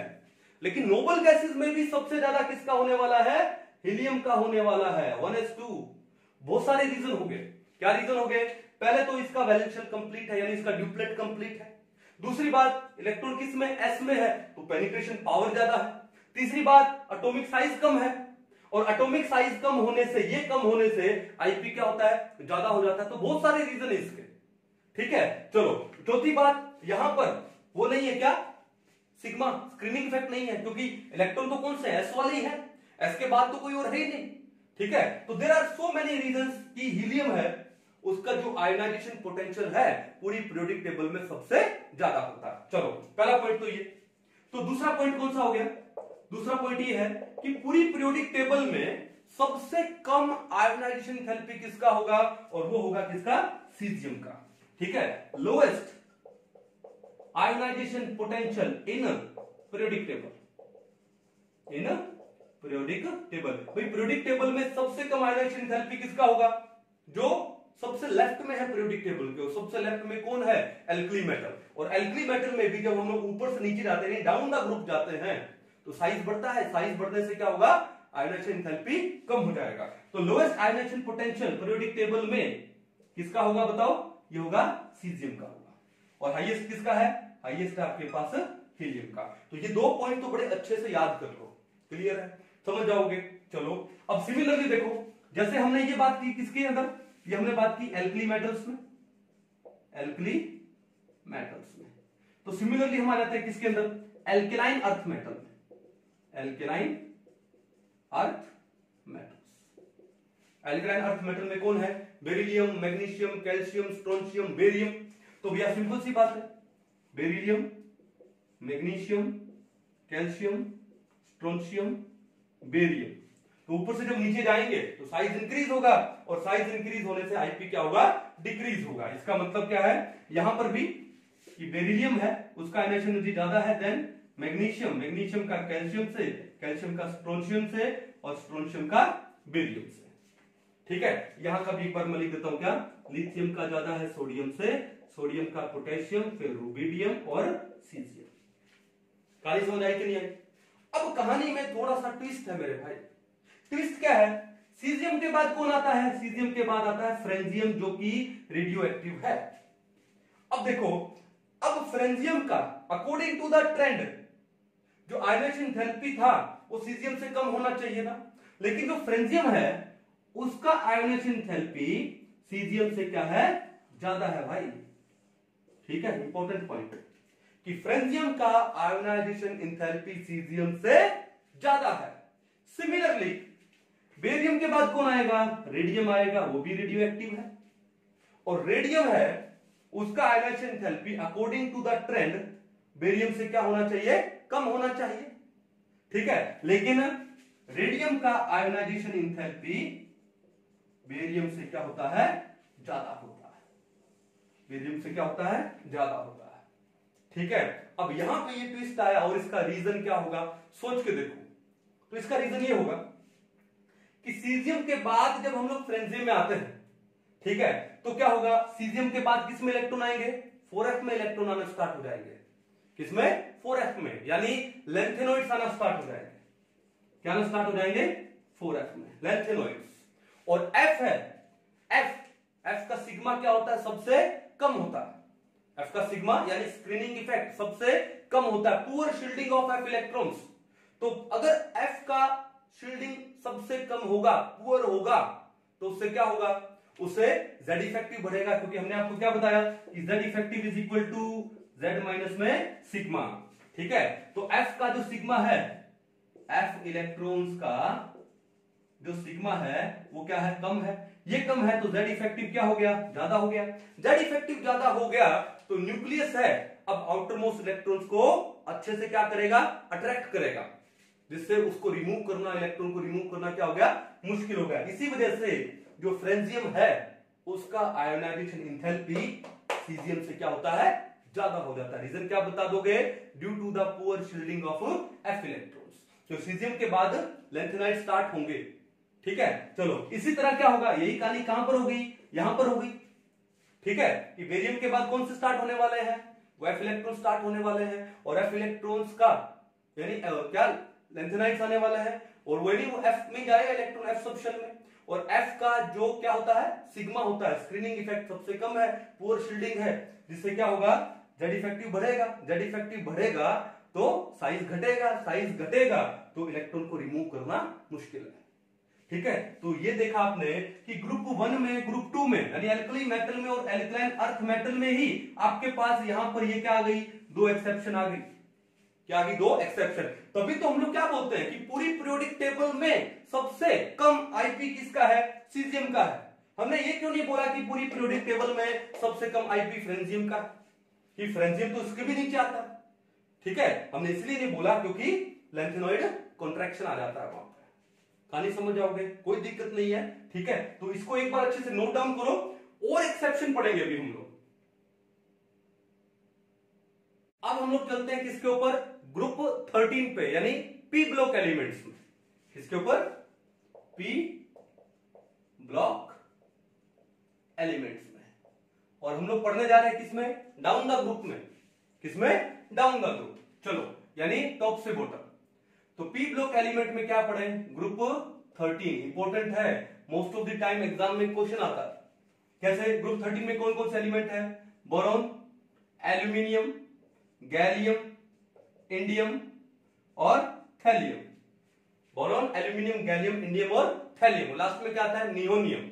लेकिन एक बार हम इन पांचों की बात करें तो हमने भी क्या पढ़ा कि डाउन द ग्रुप साइज बढ़ता है, और साइज बढ़ने से जो आयोनाइजेशन एनर्जी है वो घटती है, कम होती है। ठीक है, तो एक्चुअल ट्रेंड होना क्या चाहिए था? ये होना चाहिए था कि भैया बोरोन है, उसका आयोनाइजेशन एनर्जी एल्यूमिनियम से ज्यादा, एल्यूमिनियम का गैलियम से ज्यादा, गैलियम का इंडियम से, और इंडियम का किससे ज्यादा? थैलियम से। ये होना चाहिए था, ये एक्सपेक्टेड था भैया। This was the expected order of ionisation enthalpy. But real में, इन रियलिटी, रियल में क्या होता है कि जो गैलियम है ना, इस गैलियम का आयोनाइजेशन एंथैल्पी एल्यूमिनियम से ज्यादा होता है। यानी रियल में क्या होगा? Boron is greater then aluminium, और गैलियम का जो आयोनाइजेशन एंथैल्पी है वो एल्यूमिनियम से ज्यादा होगा। अब क्वेश्चन आता है कि सर ऐसा क्यों? ऐसा क्यों? बात यह है कि एल्यूमिनियम के बाद जब इलेक्ट्रॉन गैलियम में आते हैं ना, तो गैलियम में से पहले किस में आते हैं? 3D सीरीज में आते हैं। गैलियम से पहले किस में आता है? 3D सीरीज में। Scandium, titanium, vanadium, chromium, manganese, iron, cobalt, निकल, कॉपर, जिंक। ठीक है, ओके। अब देखो एल्यूमिनियम में बैलेंस में क्या था? 3s2 3p1। और गैलियम में क्या था? गैलियम में है 4s2 4p1 है। अब यहां पर एल्यूमिनियम के बाद 3p के बाद इलेक्ट्रॉन किस में है? 3D में है। किस में है? 3D में। तो यहां पर ये 3D सीरीज आ जाएगी। अब देखो बात ही है कि जो D है उसका जो सिग्मा है वो P से क्या होता है? कम होता है। मैंने आपको स्क्रीनिंग इफेक्ट का ऑर्डर बताया था, sigma of S is greater then sigma of P which is greater then sigma of D which is greater then sigma of F। कि जो D इलेक्ट्रॉन्स है उसका सिग्मा P से क्या होता है? कम होता है। अगर D का सिग्मा कम हुआ तो Z इफेक्टिव का is equal to Z minus sigma. अगर D का सिग्मा कम हुआ तो Z इफेक्टिव क्या होगा? ज्यादा होगा। Z इफेक्टिव ज्यादा होने से क्या होगा? जो न्यूक्लियस है आउटर मोस्ट इलेक्ट्रॉन को अच्छे से अट्रैक्ट करेगा, तो उन इलेक्ट्रॉन्स को रिमूव करना मुश्किल हो गया। ठीक है, इसलिए एल्यूमिनियम से ज्यादा आयोनाइजेशन एंथैल्पी किसकी हो जाएगी? गैलियम की हो जाएगी। तो रीजन क्या बताओगे? Transition contraction. रीजन क्या हो गया? Transition contraction. कि सर गैलियम में इलेक्ट्रॉन आने से पहले किस में आता है? 3D में आता है। और D का जो सिग्मा है, स्क्रीनिंग है, वो क्या होता है? P के कंपैरेटिवली पुअर होता है। अगर सिग्मा पुअर हुआ तो Z इफेक्टिव बढ़ेगा। Z इफेक्टिव बढ़ने से न्यूक्लियस का आउटर मोस्ट इलेक्ट्रॉन से अट्रैक्शन बढ़ेगा। अगर अट्रैक्शन बढ़ेगा तो उन आउटर मोस्ट इलेक्ट्रॉन्स को निकालना अब थोड़ा मुश्किल हो जाएगा। उनको निकालने के लिए एनर्जी ज्यादा देनी पड़ेगी। तो गैलियम का जो आयोनाइजेशन एनर्जी है एल्यूमिनियम से क्या हो गया? ज्यादा हो गया। रीजन? Transition contraction. रीजन क्या है? Transition contraction. क्लियर? चलो, अब उसके बाद गैलियम की ज्यादा होगी किससे? इंडियम से। ओके, अब इंडियम की ज्यादा किससे है? थैलियम से। इंडियम की किससे ज्यादा है? थैलियम से। यही तो है ना? एक सेकेंड, चलो इसको मिटा दो। इंडियम की किससे ज्यादा है? थैलियम से। बट मजेदार बात है कि जो इंडियम की आयोनाइजेशन एंथैल्पी है वो थैलियम से क्या होती है? कम होती है। थैलियम की ज्यादा होती है। अब फिर ट्रेंड चेंज हुआ। अब ऐसा क्यों हुआ? ऐसा इसलिए कि थैलियम में इलेक्ट्रॉन आने से पहले इलेक्ट्रॉन किस में आते हैं? 4f में आते हैं, यानी लैंथेनॉइड्स आते हैं। और f का सिग्मा तो सबसे पुअर होता है। और f का सिग्मा पुअर हुआ तो क्या होगा? Z इफेक्टिव बढ़ेगा, तो फिर कॉन्ट्रैक्शन आएगा, जिसको हम लोग क्या बोलते हैं? लैंथेनॉइड कॉन्ट्रैक्शन बोलते हैं। ठीक है, अब लैंथेनॉइड कॉन्ट्रैक्शन से साइज छोटा हो गया ना, तो इलेक्ट्रॉन को रिमूव करना क्या हो जाएगा? मुश्किल हो जाएगा। तो थैलियम का आयोनाइजेशन एंथैल्पी इंडियम से ज्यादा है। रीजन क्या लिखोगे यहां पे? Lanthanide contraction. क्या रीजन लिखोगे? Lanthanide contraction. यानी आपके जो ग्रुप 13 में ही देखो दो एक्सेप्शन आ रहे हैं यहां पे। कि एल्यूमिनियम का ज्यादा होना चाहिए था गैलियम से, लेकिन गैलियम का ज्यादा होता है, रीजन ट्रांजिशन कॉन्ट्रैक्शन।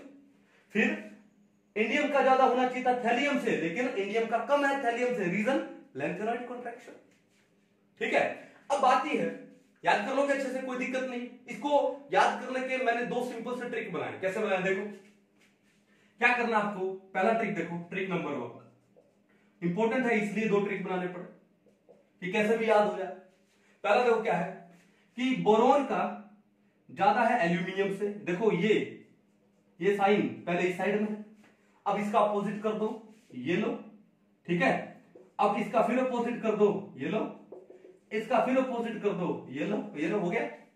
पहला सिंपल कि ये जो ग्रेटर देन और लेस देन, इस साइन क्या करो, अल्टरनेट कर दो यार। तो देखो greater than less than, greater than less than, ऐसे याद कर लो। तो पहला तो ट्रिक ये हो गया। दूसरा ट्रिक क्या है, ट्रिक नंबर 2, अगर आप इनकी फर्स्ट आयोनाइजेशन इंथैल्पी किलोजूल पर मोल में अगर आप देखेंगे ना, तो ट्रेंड कुछ ऐसा आता है। ट्रेंड क्या आता है देखो, कि बोरोन का आयोनाइजेशन इंथैल्पी है वो इन पांचों में सबसे ज्यादा, और बोरोन के बाद आता है किसका, थैलियम का। ठीक है, थैलियम के बाद कौन आता है, गैलियम। गैलियम के बाद कौन आता है, एल्यूमिनियम। और एल्यूमिनियम के बाद आता है कौन सा, इंडियम। रियल में अगर आप इनका फर्स्ट आयोनाइजेशन एंथैल्पी देखते हो और उसको आप डिक्रीजिंग ऑर्डर में डालते हो, तो ट्रेंड ये आता है कि बोरोन का आयोनाइजेशन एंथैल्पी थैलियम से ज्यादा, थैलियम का गैलियम से ज्यादा, गैलियम का एल्यूमिनियम से ज्यादा, और एल्यूमिनियम का इंडियम से ज्यादा। ठीक है, अब देखो आपने ट्रेंड चेंज है। ठीक है, तो क्वेश्चन बन सकता है, जेईई में क्वेश्चन बन सकता है, नीट में क्वेश्चन बन सकता है। ठीक है, अगर इनकी आयोनाइजेशन एंथैल्पी को नोट करें तो। अब इसको ट्रिक में कैसे याद करें, क्योंकि आयोनाइजेशन एंथैल्पी की वैल्यू याद करना जरूरी नहीं है, आपको रटना थोड़ी है। तो इसको ट्रिक में याद कैसे करें, तो इसको देखो, इसके एक ट्रिक बनाए। ट्रिक क्या है, आपने एक रॉक बैंड का नाम सुना होगा जिसका नाम है बीटल्स। अगर आप मेरी तरह म्यूजिक लवर हैं तो आपने बीटल्स का नाम सुना होगा। ठीक है, अब बीटल्स का गाना एक बार ऑल इंडिया रेडियो में बज रहा था। किसमें, ऑल इंडिया रेडियो में। तो देखो सिंपल सा ट्रिक बनाया, देखो BEATLE, बीटल्स। बीटल्स गाना ऑल इंडिया रेडियो पर, बीटल्स गाना ऑल इंडिया रेडियो पर। सिंपल सिंपल ट्रिक है क्या, बीटल्स गाना ऑल इंडिया रेडियो पर। अब देखो बीटल्स से क्या लिया मैंने, बी, तो पहले क्या आ गया, बी। ग्रेटर देन देखो टेल्स, टीएल, टीएल से क्या आ गया, थैलियम। चलो, ग्रेटर देन जीए, जीए से क्या आएगा, gallium. Okay, greater than AL, AL से aluminium. Greater than IN, IN से इंडियम। ठीक है, हो गया। बोरोन का ज्यादा थैलियम से, थैलियम का ज्यादा गैलियम से, गैलियम का ज्यादा एल्यूमिनियम, देन इंडियम। बीटल्स गाना ऑल इंडिया रेडियो पर। सिंपल।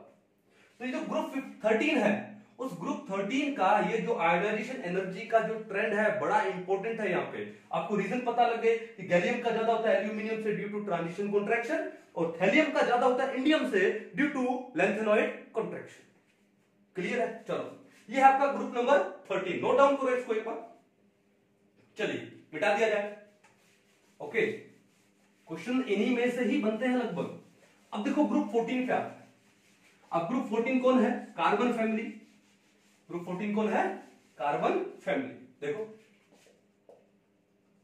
ग्रुप 14 कौन है, कार्बन, सिलिकॉन, जर्मेनियम। क्या याद करवाया था ट्रिक आपको, cutesy, German tile, German tile, TI, TI से क्या था, टिन, टिन यानी एसएन, एलई से क्या था, lead, PB, cutesy German tile.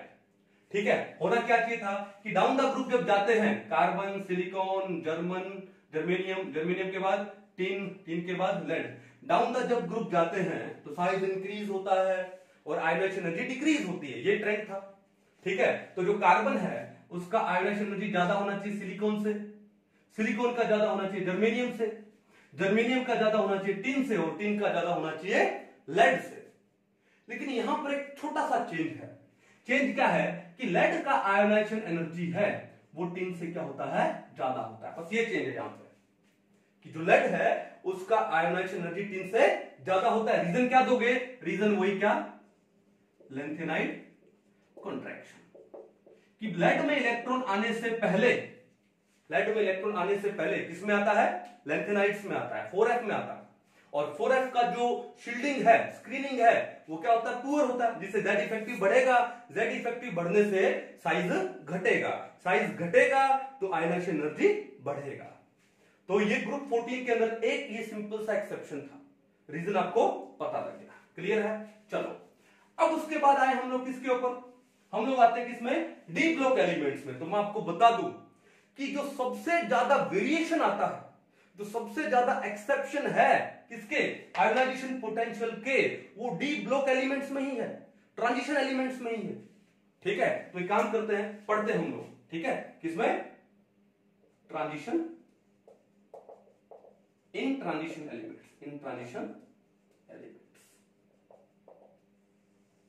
ठीक है, तो एक काम करते हैं, पहले ट्रांजिशन एलिमेंट्स लिख लेते हैं, और बेसिकली मैं लिखने वाला हूं 4D और 5D सीरीज को, किसको, 4D और 5D सीरीज। तो लिख लेते हैं एक बार, देखो ये आपके पास 4D सीरीज, और यहां पर लिख दूं मैं क्या, 5D सीरीज। तो 4D सीरीज क्या ट्रिक बताया था आपको, क्या था, यारी जरा निभाओ मौत तक, ठीक है, मौत तक, मंडे तक, मंडे तक रुकी रहेगी कौन, पुष्पा देवी, पीडी, किसके लिए, सिल्क, सिल्क यानी सिल्वर, ET, कैडबरी के लिए यानी कैडबरी। 1 2 3 4 5 6 7 8 9 10 हो गए। उसके बाद 5D सीरीज क्या थी, क्या थी, ला हफ्ता वरना रे उसामा इधर पिटाई और होगी, ला हफ्ता वरना रे ओसामा इधर इरिडियम, पिटाई प्लैटिनम और गोल्ड होगी मर्क्यूरी। ये आपका 5D सीरीज है। ठीक है, अब एक बार मैं यहां पर 3D सीरीज भी लिख दूं, कोई दिक्कत नहीं है। क्या है, scandium, titanium, vanadium, chromium, manganese, फिर आयरन, कोबाल्ट, निकल, कॉपर, जिंक। ट्रिक से बड़ा इजीली सारे के सारे याद रहते हैं, है ना। अब देखो बात ये है, बात ये था कि हमने पढ़ा था कि down the group, down the group size क्या होता है, इंक्रीज होता है, और साइज इंक्रीज होने से आईपी क्या होना चाहिए, डिक्रीज होना चाहिए। तो स्कैंडियम, टाइटेनियम, वैनेडियम में कोई दिक्कत नहीं है। स्कैंडियम, टाइटेनियम, वैनेडियम में तो स्कैंडियम का क्या है, ज्यादा है, किससे, यट्रियम से, यट्रियम का ज्यादा है किससे, लैंथेनम से। क्यों, क्योंकि डाउन द ग्रुप साइज क्या होगा, इंक्रीज होगा, लैंथेनम का साइज बड़ा है, साइज बड़ा है तो इलेक्ट्रॉन रिमूव करना इजी है, तो आयोनाइजेशन पोटेंशियल क्या हो गया, कम हो गया, तो इसमें कोई दिक्कत नहीं है। दिक्कत कब आती है, दिक्कत यहां पर आती है, दिक्कत कहां आती है, यहां पर। यहां पर होना क्या चाहिए था कि टाइटेनियम का ज्यादा होना चाहिए था जिरकोनियम से, Zr, और जिरकोनियम का ज्यादा होना चाहिए था किससे, हैफनियम से, यही तो था। लेकिन प्रॉब्लम ये है, प्रॉब्लम ये है कि जिरकोनियम का कम होता है हैफनियम से, बस।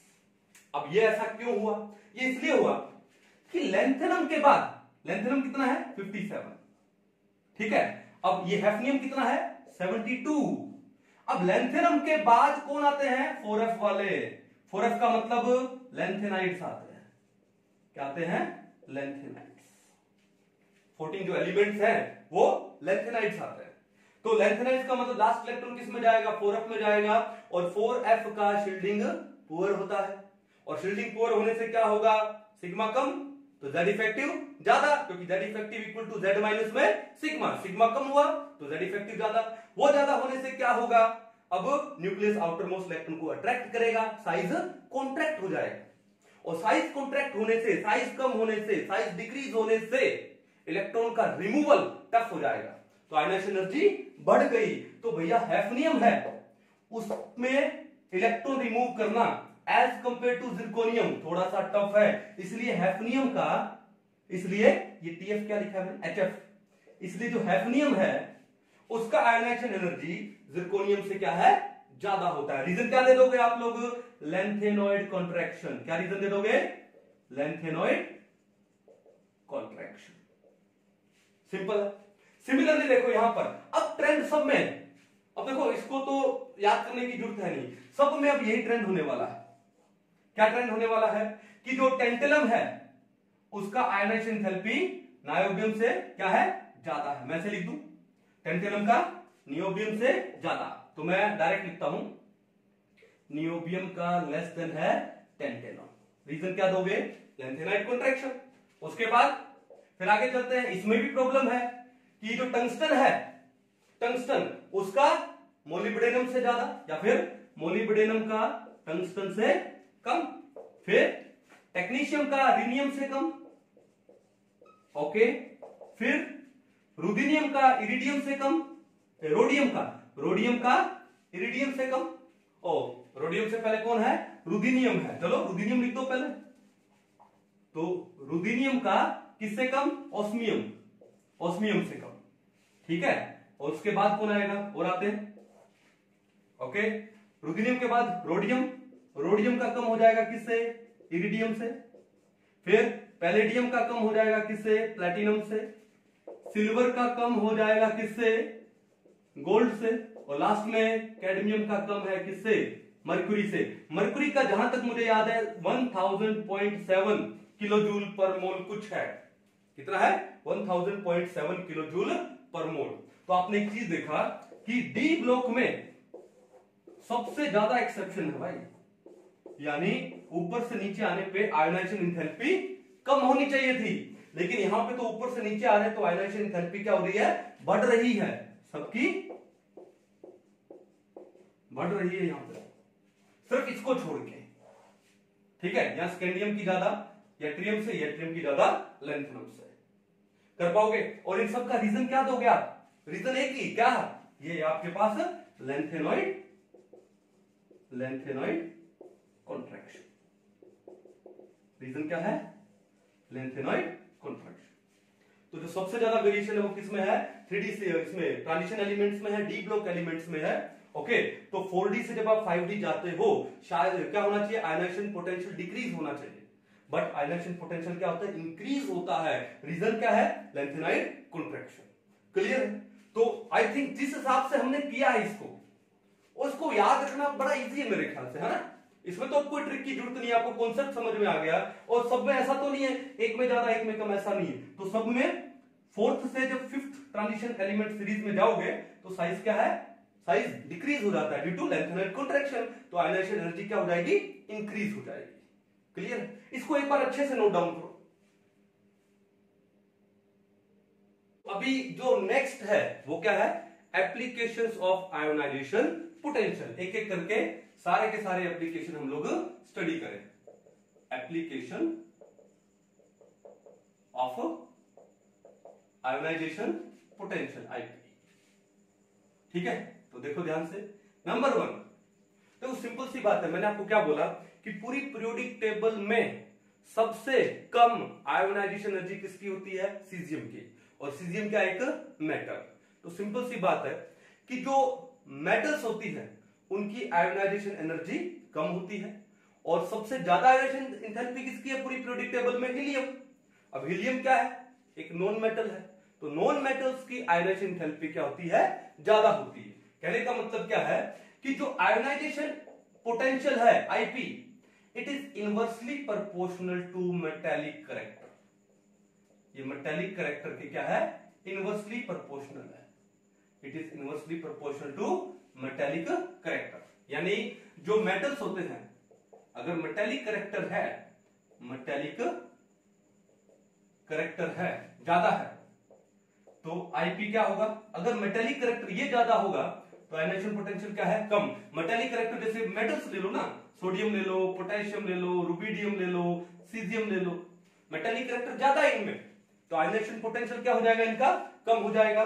और सिमिलरली अगर नॉन मेटेलिक कैरेक्टर ज्यादा हो, नॉन मेटेलिक कैरेक्टर, ठीक है, ये ज्यादा होने से तो आपका जो आयनाइजेशन पोटेंशियल है वो भी ज्यादा। नॉन मेटल किसको ले लो, जैसे मान लो नोबल गैसेस को ले लो, हीलियम, नियोन, आर्गोन, क्रिप्टोन, ठीक है, या फिर फ्लोरीन ले लो, क्लोरीन ले लो, ठीक है, ब्रोमीन ले लो, नॉन मेटल्स।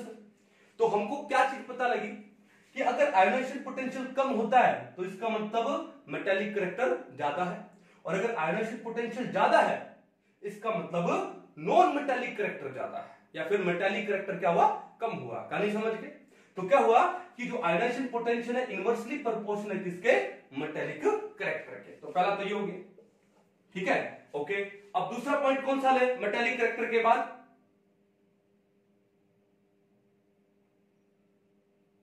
दूसरा पॉइंट हम लोग लेंगे क्या, रिएक्टिविटी। क्या लेंगे, रिएक्टिविटी। अब हमको ये पता है कि डाउन द ग्रुप, जैसे हम लोग पीरियोडिक टेबल में डाउन द ग्रुप जाते हैं तो रिएक्टिविटी क्या होती है, इंक्रीज होती है। रिएक्टिविटी क्या होती है, इंक्रीज। और डाउन द ग्रुप जाने पर हमारा जो आयनाइजेशन एनर्जी है वो क्या होता है, डिक्रीज होता है। तो इसका मतलब क्या हुआ कि जो आयनाइजेशन पोटेंशियल है it is inversely proportional to reactivity, ठीक है। यानी अगर रिएक्टिविटी इंक्रीज होगा, भाई एक एलिमेंट का रिएक्टिविटी ज्यादा है, इसका मतलब क्या है कि उससे इलेक्ट्रॉन निकालना इजी हो जाएगा। अगर रिएक्टिविटी ज्यादा है तो आयनाइजेशन पोटेंशियल क्या हो गया, कम हो गया। और अगर रिएक्टिविटी कम है तो आयनाइजेशन पोटेंशियल ज्यादा हो गया। तो ये रिलेशन क्या हो गया, इनवर्सली प्रोपोर्शनल हो गया, ठीक है। कितने हुए, पॉइंट 2। नंबर 3 पॉइंट देखो क्या है, नंबर 3 पे क्या जाएगा आपका, रिड्यूसिंग कैरेक्टर। क्या जाएगा, रिड्यूसिंग कैरेक्टर, ठीक है। अब बात यह है कि अगर आयोनाइजेशन एनर्जी कम होगा यानी इलेक्ट्रॉन को निकालना इजी होगा, इसका मतलब रिड्यूसिंग कैरेक्टर क्या है, ज्यादा है।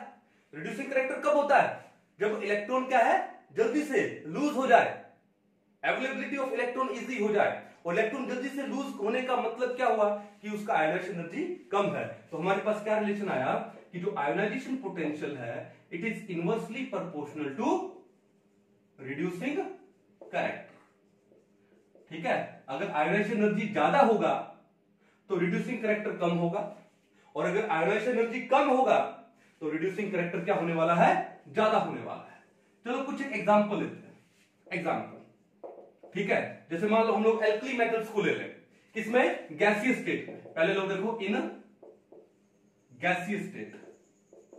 अब हमको पता है कि गैसियस स्टेट में जो एटम्स होते हैं दे आर फ्री, ठीक है। तो गैसियस स्टेट में क्या होगा, जैसे जैसे हम लोग ऊपर से नीचे जाएंगे एल्कली मेटल्स में तो आयनाइजेशन पोटेंशियल क्या होगा, डिक्रीज होगा।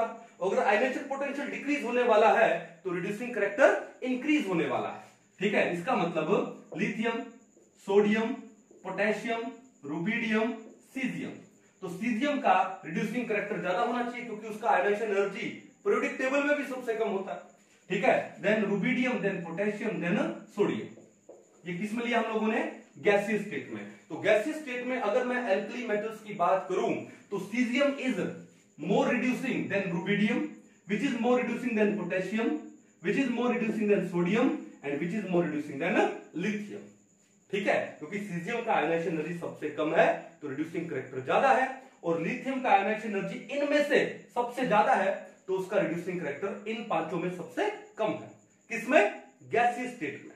अब आती है, अगर मैं बात करूं किसमें, एक्वस स्टेट में, इन एक्वस स्टेट। अब एक्वस स्टेट में भैया ये ट्रेंड थोड़ा सा चेंज हो जाता है। ये ट्रेंड क्या होगा एक्वस स्टेट में कि लिथियम का जो रिड्यूसिंग कैरेक्टर है वो सबसे ज्यादा हो जाता है। अब लिथियम के बाद किसका आएगा, फिर आता है किसका, पोटेशियम, और पोटेशियम और रुबिडियम का ऑलमोस्ट इक्वल। देन क्या आएगा, सीजियम, और सबसे लास्ट में क्या आने वाला है, सोडियम। अब ये ट्रेंड लगभग क्या हो गया, रिवर्स हो गया लगभग, ठीक है। अब इसका रीजन क्या है, इसका रीजन ये है कि एक्वस स्टेट में ये जो लिथियम है इसका जो डिग्री ऑफ हाइड्रेशन है बहुत ज्यादा होता है, ठीक है। क्या, degree of hydration of lithium is very high, is very high in aqueous state, in aqueous state. Why? Due to high charge density, क्योंकि इसकी चार्ज डेंसिटी ज्यादा होती है, ठीक है। aqueous state में जो लिथियम है उसका डिग्री ऑफ हाइड्रेशन ज्यादा है क्योंकि उसकी चार्ज डेंसिटी ज्यादा होती है। तो चार्ज डेंसिटी होती क्या, देखो चार्ज डेंसिटी क्या होती है बताओ, charge density is equal to क्या आएगा, charge upon size, charge upon size. तो सिंपल सी एक बात बताओ कि लिथियम का साइज इन सबके कंपैरेटिवली क्या है, कम है। अगर साइज कम है, ये कम है, तो चार्ज डेंसिटी क्या होगी, ज्यादा होगी। और अगर चार्ज डेंसिटी ज्यादा हो गई तो उसका जो डिग्री ऑफ हाइड्रेशन है वो क्या होने वाला है, ज्यादा होने वाला है। तो इलेक्ट्रॉन क्या हो जाएगा, जल्दी रिमूव हो जाएगा। ठीक है, चलो मैं आपको थोड़ा और डिटेल में समझाता हूं कैसे। कि लिथियम से मान लो इलेक्ट्रॉन रिमूव होकर के क्या बना, Li पॉजिटिव बना। क्या बना, Li पॉजिटिव। अब जैसे ही Li पॉजिटिव बना, जैसे ही तुरंत बना, तो क्या होगा, हमने क्या लिया है, एक्वस्टेट। एक्वस्टेट का मतलब वाटर में। तो इस Li पॉजिटिव को सराउंड कर लेंगे, इस Li पॉजिटिव को कौन सराउंड कर लेगा, वाटर मॉलिक्यूल्स। ये HOH, तो मैं इसको कैसे लिखूं, Li पॉजिटिव है, OH2 लिख दूं, क्योंकि O पे क्या है, Δ2 नेगेटिव और यहां पे Δ2 पॉजिटिव। ठीक है, तो इसको कौन सराउंड कर लेंगे, वाटर मॉलिक्यूल्स सराउंड कर लेंगे। ठीक है, जब Li पॉजिटिव को वाटर मॉलिक्यूल सराउंड कर लेंगे, ठीक है, तो क्या होगा, इसका डिग्री ऑफ हाइड्रेशन क्या हो गया, ज्यादा हो गया। वेयर अगर यही बात करें हम लोग किसके अंदर, सीजियम में बात करें, अब सीजियम का साइज क्या है, ज्यादा है। सीजियम का साइज क्या है, ज्यादा है, CS पॉजिटिव का। तो अब क्या होगा, इसको वाटर मॉलिक्यूल थोड़े से कम सराउंड करेंगे, क्योंकि साइज ज्यादा होने से क्या होगा, साइज ज्यादा होने से चार्ज डेंसिटी कम हो जाएगी। अब चार्ज डेंसिटी अगर कम हो गई तो वाटर मॉलिक्यूल कम सराउंड करेंगे, कम सराउंड करेंगे तो डिग्री ऑफ हाइड्रेशन कम होगा, और डिग्री ऑफ हाइड्रेशन कम होगा तो उसका जो रिड्यूसिंग कैरेक्टर है एक्वस स्टेट में सीजियम का, वो भी क्या होने वाला है, कम होने वाला है। क्लियर है। और मजेदार बात है कि एक्वस स्टेट में सोडियम का क्या रिड्यूसिंग कैरेक्टर, वो इन सबसे कम होने वाला है। अगर हम लोग इसकी बात करें, इलेक्ट्रोकेमिकल सीरीज की बात करें, आपका एक चैप्टर आएगा इलेक्ट्रोकेमिस्ट्री क्लास 12 में, तो अगर हम लोग उसमें भी बात करें तो सबसे स्ट्रॉन्ग रिड्यूसिंग कौन है, वहां पे लिथियम है, उसके बाद कौन आता है, पोटेशियम आता है, और सबसे कम इसमें कौन सा है, सोडियम है। लेकर 12 सरदार का नाम, वो भी ट्रिक में है, लेकर 12 सरदार का नाम, नाम से Na सोडियम, ले लिथियम, कर से पोटेशियम के, तो वहां पर भी सोडियम का क्या आता है, रिड्यूसिंग कैरेक्टर सबसे कम आता है। तो हम उसको वैसे भी समझ सकते हैं, और ये हम लोग चार्ज डेंसिटी से भी समझ सकते हैं। क्लियर है, कोई इशू नहीं है। कितने पॉइंट हुए, 3, नोट डाउन करो इसको एक बार। चलिए अब उसके बाद क्या, नंबर 4 पे चले। नंबर 4 का मतलब stability of oxidation states. Number 4 किसको लेंगे हम लोग, स्टेबिलिटी ऑफ ऑक्सीडेशन स्टेट्स को लेंगे, इंपॉर्टेंट है ये भी। अब देखो ध्यान से, number 4 stability of oxidation states, fourth application है। ये क्या बोलता है कि अगर दो सक्सेसिव आयोनाइजेशन एंथैल्पी में जो डिफरेंस है, अगर वो 16 या इलेक्ट्रॉन वोल्ट से ज्यादा हो या उसके इक्वल हो, तो जो लोअर ऑक्सीडेशन स्टेट है दैट इज मोर स्टेबल। दोबारा से बोलता हूं कि if the difference in the ionisation potential of to successive ionization potential is greater than or equal to 16 electron volt, then the lower oxidation state is more stable। देखो ठीक है, if difference in two successive IPs is greater than or equal to कितना हो जाएगा, 16 electron volt, अगर ये होता है then lower oxidation state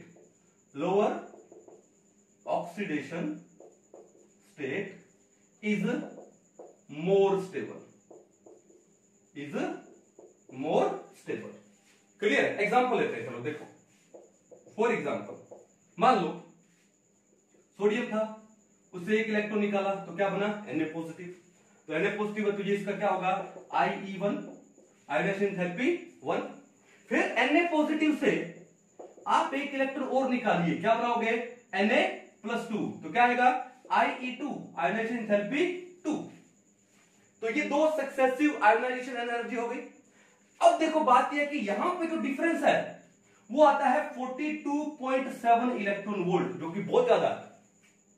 ये जो दो सक्सेसिव आयोनाइजेशन एंथैल्पी है सोडियम की, फर्स्ट एंड सेकंड, उनमें जो डिफरेंस है वो कितना है, 42.7 इलेक्ट्रॉन वोल्ट है। और हमने तो बात की किसकी, कि ग्रेटर देन और इक्वल टू, अगर 16 इलेक्ट्रॉन वोल्ट हो तो भी क्या होता है, लोअर ऑक्सीडेशन स्टेट ज्यादा स्टेबल है। लेकिन यहां पे तो डिफरेंस 42.7 इलेक्ट्रॉन वोल्ट होता है। तो इसका मतलब कौन सी ऑक्सीडेशन स्टेट ज्यादा स्टेबल होगी, Na पॉजिटिव। मींस रिजल्ट क्या निकला कि Na positive is more stable then Na plus 2। कहानी समझ आ गई, इंपॉर्टेंट है ये भी। तो लोअर ऑक्सीडेशन स्टेट क्या होती है, ज्यादा स्टेबल होती है अगर डिफरेंस 16 इलेक्ट्रॉन वोल्ट से ज्यादा हो या बराबर हो। किसमें, टू सक्सेसिव आयोनाइजेशन एंथैल्पीज में। चलो, तो ये तो हो गया पॉइंट नंबर 1 ले लो। अब आते हैं point number 2।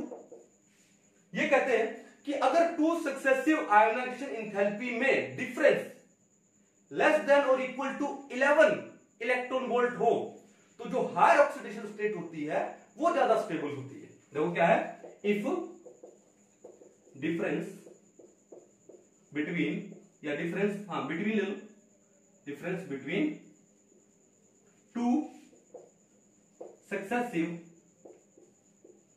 Ionisation enthalpies, okay, is less than और equal to 11 electron volt, less than और इक्वल टू 11 इलेक्ट्रॉन वोल्ट। तो कौन सी ऑक्सीडेशन स्टेट ज्यादा स्टेबल होती है, हायर ऑक्सीडेशन स्टेट ज्यादा स्टेबल होती है। Then higher oxidation state is more stable. Higher oxidation state क्या होती है, ज्यादा स्टेबल होती है। ठीक है, कर लोगे। अब इसका भी एग्जांपल लेते हैं। For example magnesium, for example magnesium. तो मैग्नीशियम में देखो फर्स्ट आयोनाइजेशन एंथैल्पी Mg+ बनेगा और दूसरे में क्या बनेगा, Mg+ से Mg+2। और यहां पे जो डिफरेंस है इन दोनों आयोनाइजेशन एंथैल्पी का, वो कितना आता है, 7.4 इलेक्ट्रॉन वोल्ट आता है। कितना आता है, 7.4 इलेक्ट्रॉन वोल्ट, जो कि 11 इलेक्ट्रॉन वोल्ट से भी क्या है, कम है। तो यहां पर ज्यादा स्टेबल ऑक्सीडेशन स्टेट कौन सी हो जाएगी, Mg+2। तो Mg+2 is more stable then किससे, Mg+ से। Mg+2 Mg+ से ज्यादा स्टेबल हो जाएगी। सिंपल, कोई दिक्कत नहीं, पक्का। चलो, तो इसको एक बार नोट डाउन करो। चलिए मिटा दिया जाए इसको। नेक्स्ट देखो,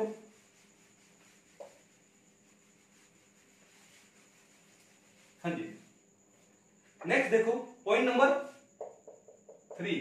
तो हमने पढ़ लिया कि अगर डिफरेंस ग्रेटर देन इक्वल हो जाए 16 इलेक्ट्रॉन वोल्ट से, तो लोअर ऑक्सीडेशन स्टेट ज्यादा स्टेबल होती है। और अगर डिफरेंस लेस देन और इक्वल हो जाए किससे, 11 इलेक्ट्रॉन वोल्ट से, तो हायर ऑक्सीडेशन स्टेट क्या होती है, ज्यादा स्टेबल होती है। ठीक है, तो एक काम करते हैं, एक एग्जांपल और लेते हैं। जैसे मान लो हमने लिया एल्यूमिनियम का एग्जांपल। ठीक है, तो एल्यूमिनियम की फर्स्ट आयोनाइजेशन एंथैल्पी क्या बनेगा, Al+ बनेगा। ओके, Al+ से क्या बना रहा हूं, Al+2 बना रहा हूं। और Al+2 से मैं क्या बना रहा हूं, Al+3 बना रहा हूं। क्या बना रहा हूं, Al+3। चलो, अब बात यह है कि यहां पर ये जो Al+ से Al+2 दो सक्सेसिव आयोनाइजेशन एंथैल्पी होगी ना, तो यहां पर जो आयोनाइजेशन एंथैल्पी का जो डिफरेंस है वो कितना आता है, कुछ 12.8 इलेक्ट्रॉन वोल्ट आता है। कितना आता है, 12.8 इलेक्ट्रॉन वोल्ट। यानी एल्यूमिनियम की फर्स्ट और सेकंड आयोनाइजेशन एंथैल्पी में जो डिफरेंस है 12.8 इलेक्ट्रॉन वोल्ट है। और जो सेकंड और थर्ड आयोनाइजेशन एंथैल्पी में जो डिफरेंस है वो लगभग है 6 इलेक्ट्रॉन वोल्ट। कितना है, 6 इलेक्ट्रॉन वोल्ट। कहानी समझ गए, ये तो एक्सपेरिमेंटल डेटा है। अब लेकिन यहां पर जो हमने पॉइंट लिखे हैं 2, इससे क्या पता लगता है कि अगर डिफरेंस ज्यादा हो जाए 16 इलेक्ट्रॉन वोल्ट, ठीक है, तो क्या होता है, लोअर ऑक्सीडेशन स्टेट ज्यादा स्टेबल होती है। और अगर डिफरेंस कम हो जाए 11 इलेक्ट्रॉन वोल्ट से, तो ये पॉइंट काम आएगा, पॉइंट नंबर 2। अब देखो यहां पर ये कितना डिफरेंस है, 12.8, जो कि 11 इलेक्ट्रॉन वोल्ट से ज्यादा है। हमको तो 11 से कम चाहिए, हमको तो क्या चाहिए, 11 से कम। तो मेरे को ये बताओ, तो अगर ये डिफरेंस 11 से ज्यादा है तो कौन सी ऑक्सीडेशन स्टेट ज्यादा स्टेबल होने वाली है, लोअर वाली होने वाली है। कौन सी होने वाली है, लोअर वाली। यानी जो Al+ is more stable then Al+2। पहला तो पॉइंट ये हो गया। ठीक है, अब इन दोनों में देखो, Al+2 में Al+3 में डिफरेंस कितना है, 6 इलेक्ट्रॉन वोल्ट। जो कि क्या है 11 से कम है। तो कौन सी ऑक्सीडेशन स्टेट ज्यादा स्टेबल होगी, हायर, यानी Al+3 वाली, यानी Al+3 is more stable then Al किससे +2 से। ठीक है, चलो तो आपके पास जो ऑर्डर आ गया वो क्या आ गया कि जो Al+3 है वो ज्यादा स्टेबल है किससे, Al+2 से, और Al+2 से भी ज्यादा स्टेबल कौन है, Al+ से। तो ऑर्डर ये आएगा Al+3 ज्यादा स्टेबल है देन Al+ से, और वो ज्यादा स्टेबल है किससे, Al+2 से। क्लियर है, कोई दिक्कत नहीं। अब एल्यूमिनियम की जो सबसे ज्यादा स्टेबल ऑक्सीडेशन स्टेट है वो कौन सी होती है, Al+3 होती है। रीजन क्या है, क्योंकि Al+3 ने स्टेबल नोबल गैस कॉन्फ़िगरेशन को एक्वायर कर लिया। ठीक है, ओके। अब ये ऑक्सीडेशन स्टेट तो इसका स्टेबल होता ही नहीं। फिर बात आती है किसकी, Al+ की। क्या Al+ स्टेबल होगा, Al+ बहुत ही कम स्टेबल होता है, लेकिन वो भी किसमें, गैसियस स्टेट में। ठीक है, stable only in gaseous state. जो Al+ है वो बहुत ही कम स्टेबल होता है, लेकिन किसमें स्टेबल होता है, सिर्फ गैसियस स्टेट में ही स्टेबल होता है। तो इसका मतलब क्या है कि हमको ये जो आयोनाइजेशन एनर्जी के डिफरेंस से, टू सक्सेसिव आयोनाइजेशन एनर्जी के डिफरेंस से हम लोग ऑक्सीडेशन स्टेट की स्टेबिलिटी को भी पता लगा सकते हैं। तो ये भी एक शानदार एप्लीकेशन हुआ किसका, आयोनाइजेशन थेरेपी का। इसको एक बार नोट डाउन करो आप अच्छे से। अब जो नेक्स्ट है देखो क्या है, नेक्स्ट आपके पास आएगा एप्लीकेशन क्या, बेसिक नेचर। क्या आएगा, बेसिक नेचर। तो basic nature is the property of elements with loosely held electron. जिन एलिमेंट्स के जो इलेक्ट्रॉन है वैलेंस शेल के वो लूजली हेल्ड होते हैं ना, तो वो क्या होते हैं, बेसिक होते हैं। तो लिख दूं मैं, it is the property of elements with loosely held electrons. ठीक है, अब देखो ध्यान से कि जैसे मान लो मैं सबसे पहले ऑक्साइड लेता हूं। जैसे मान लो मैंने Na2O ले लिया, मैंने ले लिया MgO। ये सोडियम का ऑक्साइड है, वो मैग्नीशियम ऑक्साइड है। अब कोई हमसे पूछे कि इन दोनों में से ज्यादा बेसिक कौन है, तो हमको ये पता है कि जो मेटल ऑक्साइड्स है they are basic in nature. जो मेटल के ऑक्साइड्स होते हैं बेसिक होते हैं, और जो नॉन मेटल के ऑक्साइड होते हैं वो क्या होता है, एसिडिक होते हैं। जैसे मान लो Cl2O7, Cl2O5, Cl2O3, Cl2O, ये नॉन मेटल के ऑक्साइड हैं, तो ये क्या होंगे, क्या होंगे, एसिडिक होंगे। अब बात है कि इन दोनों में से ज्यादा बेसिक कौन सा है, क्योंकि मेटल के ऑक्साइड है।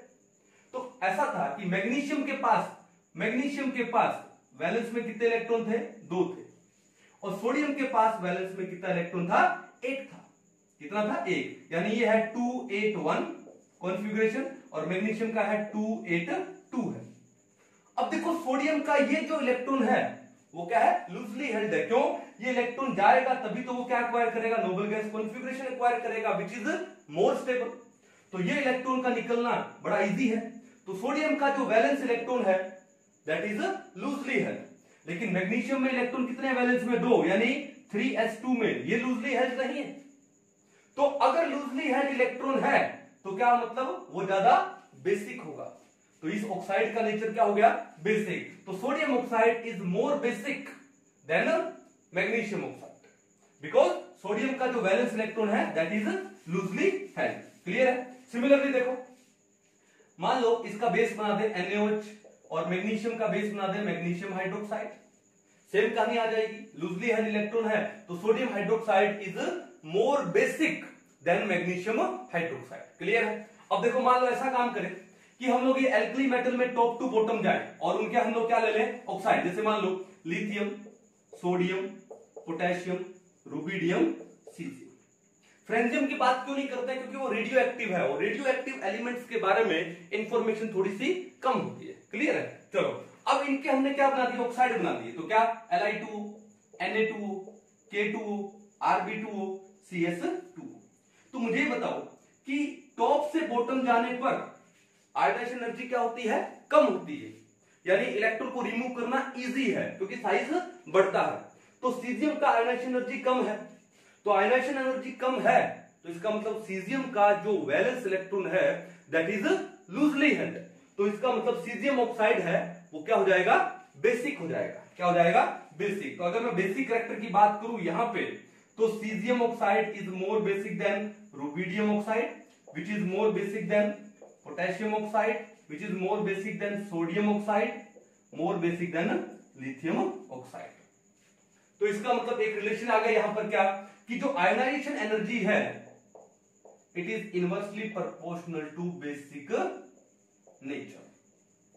अब वो बेसिक नेचर चाहे तो ऑक्साइड की हो या फिर हाइड्रोक्साइड की हो, ठीक है।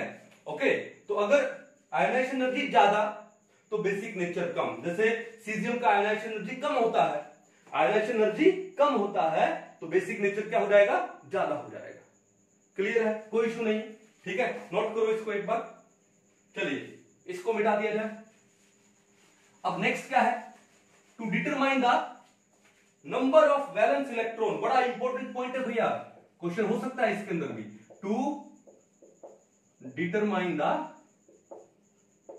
Number of valence electrons, to determine the number of valence electron. अब देखो बात यह है कि अगर मान लो दो सक्सेसिव आयोनाइजेशन इंथैल्पी में बहुत ज्यादा डिफरेंस है, मान लो कि जो फर्स्ट आयोनाइजेशन इंथैल्पी थी, मान लो वो कुछ है, सपोज करो 6 इलेक्ट्रॉन वोल्ट, कितना है 6 इलेक्ट्रॉन वोल्ट, और जो सेकंड आयोनाइजेशन इंथैल्पी थी मान लो वो कुछ है 45 इलेक्ट्रॉन वोल्ट। एग्जांपल, ऐसे रफली एग्जांपल लिया। तो आपने देखा कि दो सक्सेसिव आयोनाइजेशन इंथैल्पी में सडन जंप आ रहा है, सडन चेंज आ रहा है, सडन जंप, लार्ज जंप। अरे 6 से मान लो 8 हो जाए, 6 से 9 हो जाए, ठीक है, 6 से 12 हो जाए तो भी चलेगा। 6 से कितना हो गया, 45 हो गया, यानी लगभग कितना हो गया, 7.5 टाइम्स, बहुत ज्यादा हो गया। तो अगर दो सक्सेसिव आयोनाइजेशन इंथैल्पी में एक लार्ज जंप हो, ठीक है, तो इसका मतलब क्या है कि जो वैलेंस है उसमें एक ही इलेक्ट्रॉन है। जैसे अगर first ionisation enthalpy 6 electron volt है और सेकंड कितनी है, 45 है, इसका मतलब क्या है कि नंबर ऑफ जो वैलेंस इलेक्ट्रॉन है वो कितना है, एक ही है। अब इसका रीजन कैसे हुआ, रीजन ये हुआ कि जैसे मान लो सोडियम है, क्या है, सोडियम। अब सोडियम के पास कॉन्फ़िगरेशन क्या है, 281। अब उसके बाद Na पॉजिटिव है, कॉन्फ़िगरेशन क्या हो गया, 28। तो यहां से इस वैलेंस इलेक्ट्रॉन को निकालना इजी है, यानी सोडियम की फर्स्ट आयोनाइजेशन एंथैल्पी कम होगी। लेकिन अगर मैं सोडियम की सेकंड आयोनाइजेशन एंथैल्पी की बात करूं तो ये तो फर्स्ट से बहुत ही ज्यादा क्या होने वाली है, ज्यादा होने वाली है। जो सोडियम की सेकंड आयोनाइजेशन एंथैल्पी है वो फर्स्ट आयोनाइजेशन एंथैल्पी से बहुत ज्यादा होने वाली है। रीजन क्या है, क्योंकि Na पॉजिटिव ने एक stable noble gas configuration acquire कर लिया। अब वहां से इलेक्ट्रॉन निकालना फर्स्ट के कंपैरेटिवली बहुत मुश्किल है, तो एक लार्ज जंप आ जाएगा। लार्ज जंप आने का मतलब क्या है कि वैलेंस में कितना इलेक्ट्रॉन है, सिर्फ एक ही इलेक्ट्रॉन। वैलेंस में कितना इलेक्ट्रॉन है, सिर्फ एक ही इलेक्ट्रॉन है। कहानी समझ गए, क्लियर है। एक काम करते हैं, इससे रिलेटेड एक दो क्वेश्चन करते हैं हम लोग, ठीक है। चलो देखो आपके सामने ये दो क्वेश्चन है ना। अब इन क्वेश्चन को सोल्व कैसे करते हैं, पहला क्वेश्चन ये देखो, question number 2, which of the following configuration is associated with the biggest jump between the first and second ionisation energy.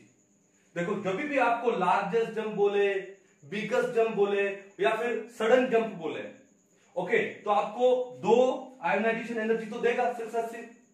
तो आपको क्या काम करना है कि इन दोनों में से जो मिनिमम है, जैसे फर्स्ट एंड सेकंड में मिनिमम कौन सा हुआ, फर्स्ट हुआ, फर्स्ट का मतलब 1, तो नंबर ऑफ वैलेंस इलेक्ट्रॉन कितना होगा, 1 होगा। नंबर ऑफ वैलेंस इलेक्ट्रॉन कितना होगा, 1 होगा। क्लियर है। तो दोबारा से पढ़ते हैं, which of the following configuration is associated with the biggest jump between first and second ionisation energy. Valence electron 1 होगा, वो निकालने के बाद कौन सी कॉन्फ़िगरेशन आ जाएगी, नोबल गैस कॉन्फ़िगरेशन आ जाएगी। तो जो सेकंड आयोनाइजेशन एंथैल्पी है वो बहुत ज्यादा हो जाने वाली है। क्लियर है। अब नंबर ऑफ वैलेंस इलेक्ट्रॉन कितना है, 1। अब यहां पे देखो 1s2 2s2 2p5, अब नंबर ऑफ वैलेंस इलेक्ट्रॉन कितना है, 7 है, तो ये तो नहीं होगा। 1s2 2s2 2p4, number of valence electron कितने हैं, 6, ये भी नहीं होगा। 1s2, 2s2, 2p6, फिर है 3s1, ये हो सकता है, नंबर ऑफ वैलेंस इलेक्ट्रॉन एक ही है। फिर 1s2, 2s1, ये भी हो सकता है, वैलेंस इलेक्ट्रॉन एक ही है। इसका मतलब क्या है, अब इन दोनों में से हमको चूज करना है। तो उन्होंने क्या बोला, बिगेस्ट जंप। अब एक चीज देखो यहां पे, ये किसका कॉन्फ़िगरेशन है सॉरी 1s2, 2s1 लिथियम का है। अगर आपने एक इलेक्ट्रॉन निकाल दिया तो यहां पर कौन सा कॉन्फ़िगरेशन आ जाएगा, हीलियम वाला आ जाएगा, नोबल गैस कॉन्फ़िगरेशन हीलियम का। अब हीलियम का मैंने आपको क्या बोला कि हीलियम का जो आयोनाइजेशन एंथैल्पी है पीरियोडिक टेबल में सबसे ज्यादा होता है ना। तो यहां पर जो सडन जंप आने वाला है, यहां पर जो जंप आएगा फर्स्ट और सेकंड आयोनाइजेशन एंथैल्पी में, वो क्या आएगा, बिगेस्ट आएगा। फिर यहां से जब 3s1 एक इलेक्ट्रॉन निकालोगे तो उसके बाद कौन सी कॉन्फ़िगरेशन आई, यहां पर नियोन वाली, यहां पर कौन सी आई, हीलियम वाली। तो आप देख लो हीलियम का जो आयोनाइजेशन एंथैल्पी है वो नियोन से क्या होता है, ज्यादा होता है। तो आपका इसका आंसर क्या हो जाएगा, ऑप्शन नंबर 4 हो जाएगा। क्लियर है। चलो एक क्वेश्चन और देखो, a sudden large jump between the value of second and third ionisation energy. Second और थर्ड आयोनाइजेशन एनर्जी में एक लार्ज जंप है। तो मैंने क्या बोला कि जब भी लार्ज जंप बोले, बिगेस्ट जंप बोले, सडन जंप बोले, दो सक्सेसिव आयोनाइजेशन एंथैल्पी में, तो आपको क्या लेना है, छोटे वाली। ठीक है, कौन सा है छोटे वाली, सेकंड। इसका मतलब वैलेंस में कितने इलेक्ट्रॉन होंगे, 2 होंगे। सेकंड बोला ना, वैलेंस में 2। जैसे यहां पे फर्स्ट बोला था तो वैलेंस में 1। अब वैलेंस में कितने हैं, 2 हैं। तो यहां पे बताओ वैलेंस में कितना हुआ, 1 हुआ, ये नहीं होगा। यहां पे वैलेंस में कितने हैं, 2 और 2 4 है, ये भी नहीं हुआ। यहां पे वैलेंस में कितने हैं, 2 और 1 3, ये भी नहीं हुआ। और यहां पे वैलेंस में कितने हैं, 2। आपका आंसर क्या हो जाएगा, ऑप्शन नंबर 4। ठीक है। तो इसका मतलब क्या है कि हमको आयोनाइजेशन एंथैल्पी से, ऑक्सीडेशन नहीं, आयोनाइजेशन एंथैल्पी से नंबर ऑफ वैलेंस इलेक्ट्रॉन्स भी पता लग जाता है कि अगर मान लो दो सक्सेसिव आयोनाइजेशन एंथैल्पी में एक सडन जंप है, बहुत ज्यादा डिफरेंस है, तो इसका मतलब क्या हुआ कि जो पहले वाले आयोनाइजेशन एंथैल्पी बताई है, चाहे वो फर्स्ट हो, चाहे सेकंड हो, चाहे थर्ड हो, उतने ही नंबर ऑफ वैलेंस इलेक्ट्रॉन उसमें होते हैं। क्लियर है, कर पाओगे? तो इसको एक बार नोट डाउन करो अच्छे से आप। चलिए अब इसको मिटा दिया जाए। अब कितने हो गए हमारे टोटल, 5 एप्लीकेशन। अब नेक्स्ट पे चलते हैं। नेक्स्ट कौन सा है, आयोनिक नेचर की जो आयोनाइजेशन एंथैल्पी है, उससे हम लोग आयोनिक नेचर भी पता लगा सकते हैं एलिमेंट्स का। ठीक है, तो देखो ध्यान से, नंबर 5 क्या है, नंबर 5 आयोनिक नेचर। तो भैया बात ऐसा है कि जब हम लोग एक पीरियड में लेफ्ट से राइट जाते हैं, एक पीरियड में कहां जाते हैं, लेफ्ट से राइट जाते हैं, तो आयोनिक नेचर क्या होता है, डिक्रीज होता है। Ionic nature decreases. ठीक है, तो इसको मैं लिख ही देता हूं, ये लो, डिक्रीजेस। एक पीरियड में लेफ्ट से राइट जाने पे आयोनिक नेचर डिक्रीज होता है। लेफ्ट में कौन होता है, मेटल, राइट में कौन होता है, नॉन मेटल। ठीक है, जैसे लेफ्ट में मान लो मैंने ले लिया कौन सा, सोडियम ले लिया। ठीक है, अब सोडियम है वो आयोनिक कंपाउंड बनाता है, जैसे NaCl हुआ, NaF हुआ। राइट में मान लो मैंने ले लिया क्लोरीन। ठीक है, अब क्लोरीन आपका कौन सा बनाएगा, कोवलेंट कंपाउंड बनाएगा, जैसे Cl2O, Cl2O3, Cl2O7, ये कोवलेंट कंपाउंड बनाता है, जैसे HCl, है ना। तो लेफ्ट से राइट जाने पे पीरियोडिक टेबल में आयोनिक नेचर क्या होता है, डिक्रीज होता है। क्लियर है। अब बताओ, लेफ्ट से राइट जाने पे जो आयोनाइजेशन एंथैल्पी है वो क्या होती है, इंक्रीज होती है। तो आपके पास एक ऑर्डर आ गया क्या, कि जो आयोनाइजेशन पोटेंशियल है it is inversely proportional to ionic nature of compounds. ठीक है, कि अगर आयोनिक नेचर बढ़ रहा है, ये बढ़ रहा है, इसका मतलब आयोनाइजेशन एंथैल्पी क्या है, कम है। समझ जाओगे, इनवर्सली प्रोपोर्शनल आ गया। चलो अब उसके बाद नंबर 6। तो नंबर 6 कौन सा आपका, नेचर ऑफ हाइड्रोक्साइड है, नेचर ऑफ हाइड्रोक्साइड की जो आयोनाइजेशन एनर्जी है, ठीक है, उससे हमको हाइड्रोक्साइड्स की नेचर के बारे में पता लगता है। कैसे, मान लो आपके पास कोई एक हाइड्रोक्साइड है, जैसे मान लो BOH, ये कोई हाइड्रोक्साइड है। क्लियर। अब देखो यहां पर ये जो B है, ये जो एलिमेंट है, ये किसके साथ में अटैच है, ऑक्सीजन के साथ में अटैच है। अब यहां पर एक कंडीशन क्रिएट होती है, क्या? If ionisation energy of B is less than O, ये जो बी जो भी एलिमेंट है उसका आयोनाइजेशन एनर्जी अगर ऑक्सीजन से कम हुआ, इसका आयोनाइजेशन एनर्जी क्या हुआ? कम हुआ, तो इसका मतलब क्या होगा? ये क्या बनाएगा? BOH क्या बनाएगा देन? तो BOH क्या बना देगा? ये बना देगा B पॉजिटिव प्लस में OH नेगेटिव। भाई अगर B का आयोनाइजेशन एनर्जी कम है तो इसका मतलब से इलेक्ट्रॉन निकालना इजी है। किससे कम? ऑक्सीजन से। तो इलेक्ट्रॉन निकालना इजी है, तो ये क्या बनाएगा? BOH क्या देगा? B पॉजिटिव OH नेगेटिव देगा। इसका मतलब क्या है? ये क्या बना? आपका बेस बना, तो बेसिक कैरेक्टर हुआ। ठीक है, तो ये क्या हो गया? बेसिक हो गया। तो ये जो हाइड्रोक्साइड है उसका नेचर क्या हो जाएगा? बेसिक हो जाएगा। दूसरा, if ionisation energy of B is greater than O, B is greater than O, तो होगा क्या? अगर बी में से इलेक्ट्रॉन निकालना ऑक्सीजन के कंपैरेटिवली मुश्किल है, तो इसका मतलब ये जो BOH है वो आपको क्या देने वाला है? BO।